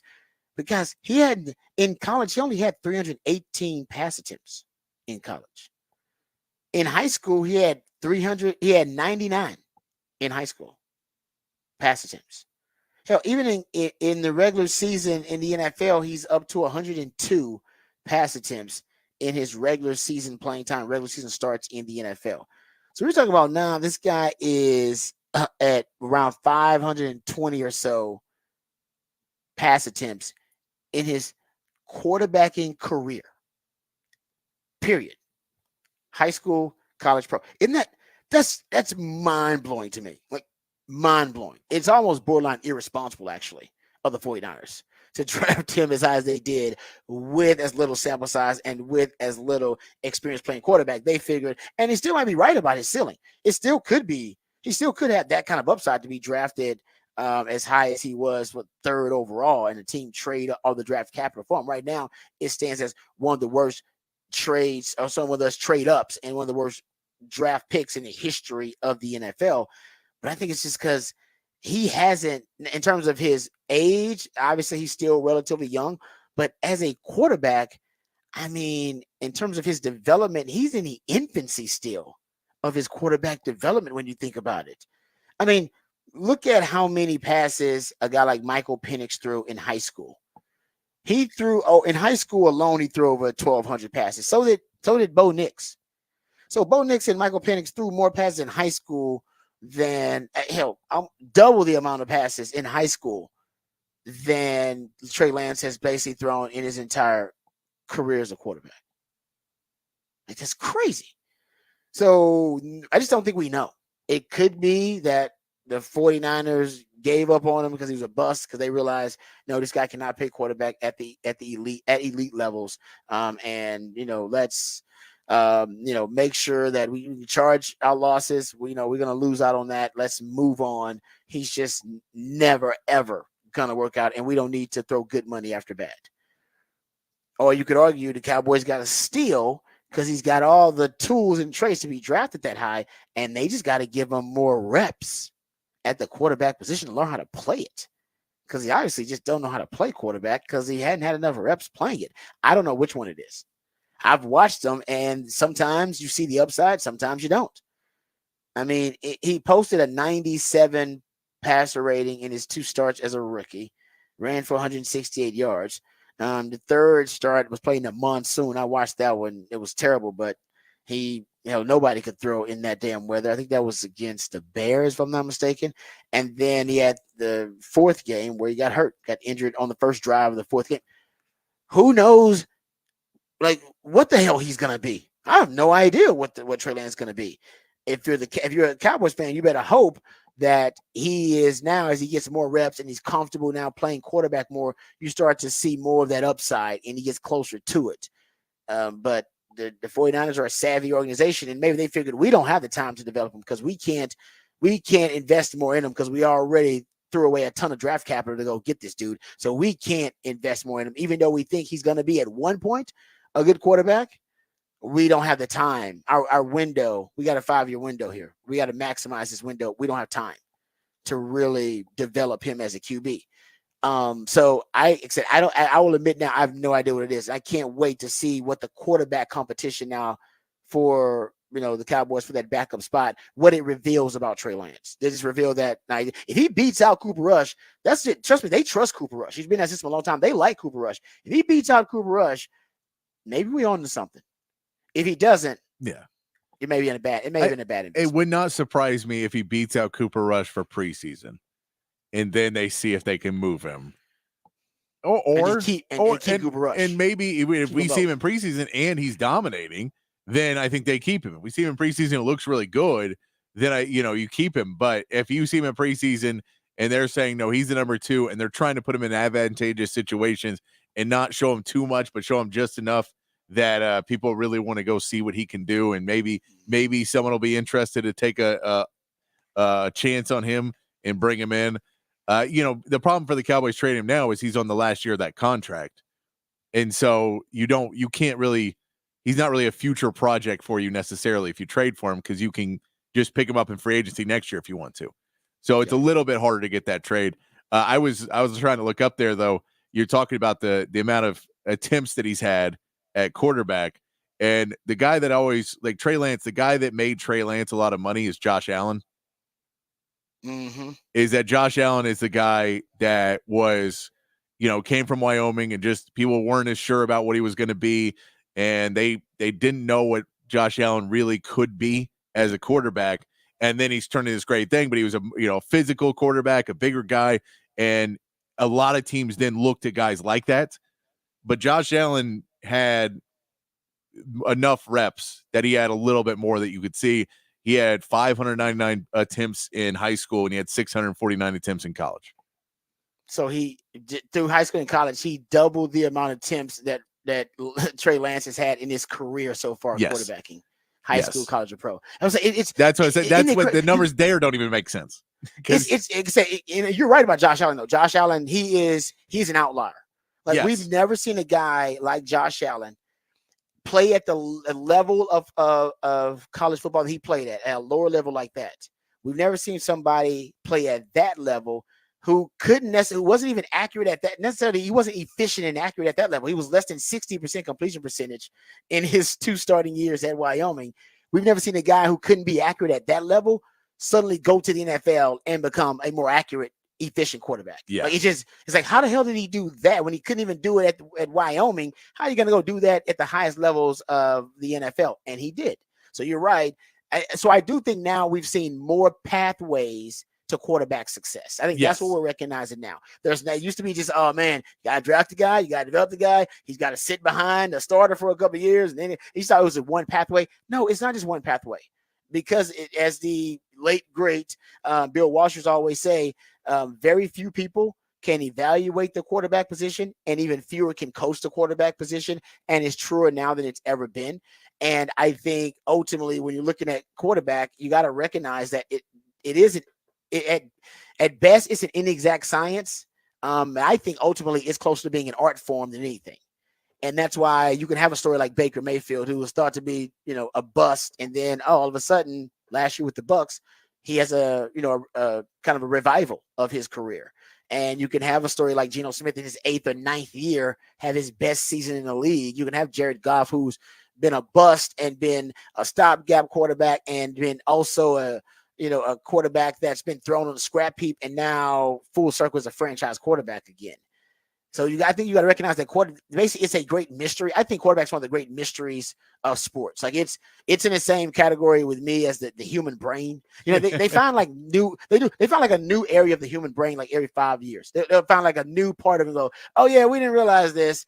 That there's a new area of the human brain. They found one in like 2018. I remember I was reading an article about them finding another part of the human brain. I thought to myself, they're still finding areas of the human brain. Yeah, because that's how intricate it is, and that's how the lack of knowledge we have about it. And the same thing is true for. I was reading an article about the ocean, about how basically you go look at our 70% of the world's oceans are unexplored. Like we don't know what the hell's down there. And basically 80% of it is like just unmapped, and there are species down there that we'll never know about and don't know about at all. We find like a new species anytime we do a really deep sea exploration. They find new species. And, that found a new species. Look at that. Didn't know that existed. I feel like quarterback is like, I feel like we learned something new about quarterback and all. So I feel like it's just a great mystery that we refuse to acknowledge our ignorance, because I think it's almost overwhelming. It's like when you recognize that basically National Geographic claims that 80%, basically 80% of the animal kingdom has yet to be cataloged. Like when you start thinking about something like that, you go, what? And your ignorance is almost overwhelming. It's like, man, that's almost too much for me to comprehend. That in 2018, brain cartographers, they found a new part of the brain called the endorestiform nucleus.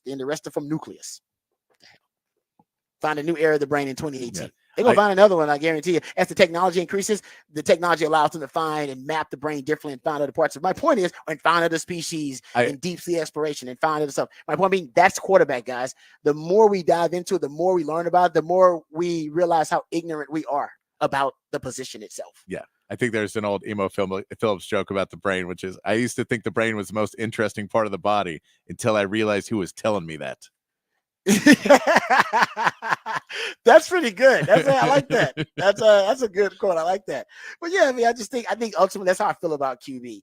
And so for the Cowboys, though, I'm glad. And the Cowboys are an organization that they've been notoriously lucky at quarterback. We talk about this, having an undrafted quarterback like Tony Romo become a franchise QB is very rare. And then having a quarterback like Dak Prescott, 4th-round quarterback, become your franchise QB, also rare. They've been lucky, drafted the fewest amount of quarterbacks in the NFL since 2000. But this is a step in the right direction for the Cowboys. And honestly, I think they might need to think about keeping 3 quarterbacks. Now, if Trey Lance is your 3rd quarterback, that is financially irresponsible. So if he's a 2nd quarterback, your backup, and then you can think about trading him, or, Cooper Rush is your 3rd string. It's not crazy. Remember last year, guys, they used 53 unique starting quarterbacks in the NFL. 53 different starting quarterbacks in the NFL. You had you had teams, you had 4 teams, I believe, that started at least 4 quarterbacks. You had 8 teams that started at least 3 quarterbacks, I believe. And I think you had 20 teams start multiple quarterbacks last season. In 2022, you had 68 different starting quarterbacks in 2022. With those kind of numbers, you can justify keeping 3 quarterbacks, but not if your 3rd quarterback is making a ton of money like Trey Lance would be. So we'll be interested to see how the Cowboys navigate this. But like I said, investing in quarterback is never a bad thing. They did spend too much, arguably, for Trey Lance. When you look at Justin Fields, and you look at Zach Wilson, and you look at Kenny Pickett and Mac Jones, all those 1st-round quarterbacks went for 6th-round picks when they were traded. The Kenny Pickett one was different. He was traded for a 3rd-round pick. Remember, they got a 4th-round pick in exchange for that, so that's a little different. But the Cowboys spent a 4th-round pick on Trey Lance. That's the most money spent on any of those 1st-round quarterbacks recently that have been traded. So if they miscalculate the market, that could blow up in their face. But ultimately, they could justify it if it works out for them that they got a high-level quarterback, very little experience, very little, wear and tear on him, with a huge amount of upside at pennies on the dollar, if it works out. But we won't know that until we find out more about this quarterback competition going on between him and Cooper Rush. All right, we come back. We'll get into said that on the side. That's when Patrick plays pieces of audio, and based on the context clues, or based on the familiarity of the voice, you're supposed to identify who said that. We'll have that when we come back right here on the Rodcast featuring Patrick Davis. I'm Lifetime Longhorn. Rod Davis coming back on the horn.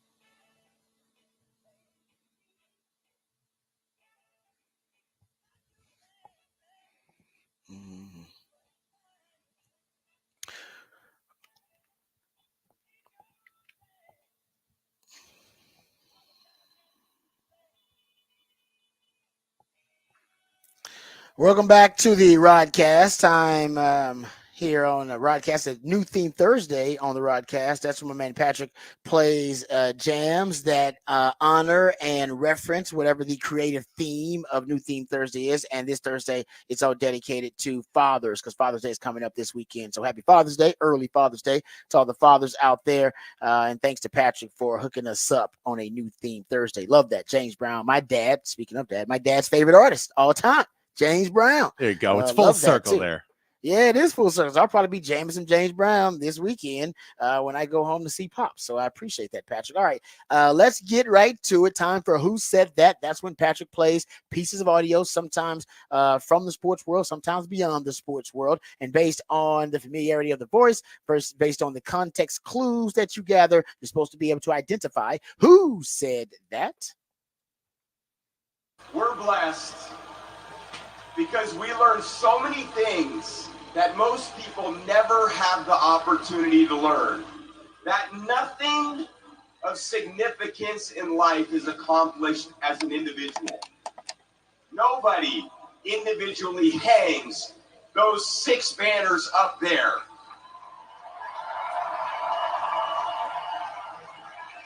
The team does. Here in New England, it's always about we and us, not me or mine. All right. You hear that, Aaron Rodgers? That's Tom Brady at. I think they're big. I think they're going to make a statue of Tom Brady. I think. Yeah, they should. Yeah, it's going to be like a 12-foot bronze statue. Yeah, you should. That's I don't like Tom Brady at all. Yes, you should make a statue for him. Yeah. You shouldn't in Tampa Bay, but you should in Boston. Yeah. Honestly, Tampa, you might need to think about it too. I mean, I'm just saying you could consider it because come on. How many Super Bowls Tampa have? 2? They got 2, right?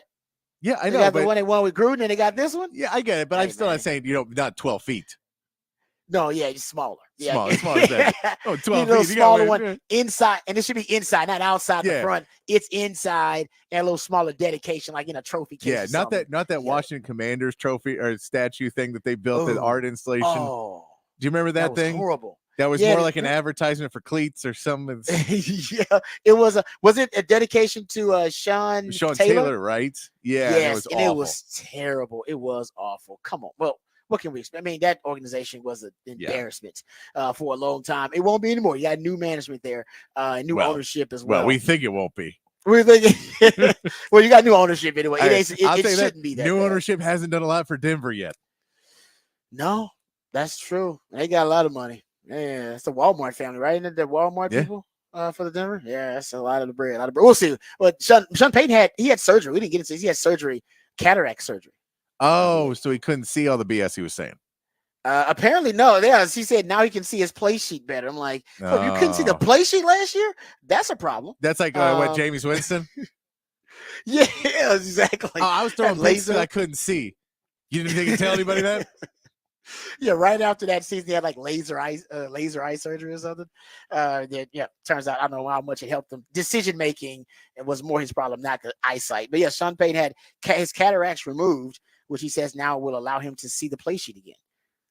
He said he said that was a problem for him. I'm like, man, I need you to be able to see the play sheet, man. Come on now. That's an old man problem. We know that he could see that Bo Nix was the best quarterback in the draft. Yes, he was. Yes, he can see that. Yeah. So if you ask Sean Payton, and man can see that. And he could see Patrick Mahomes. He still had good vision then.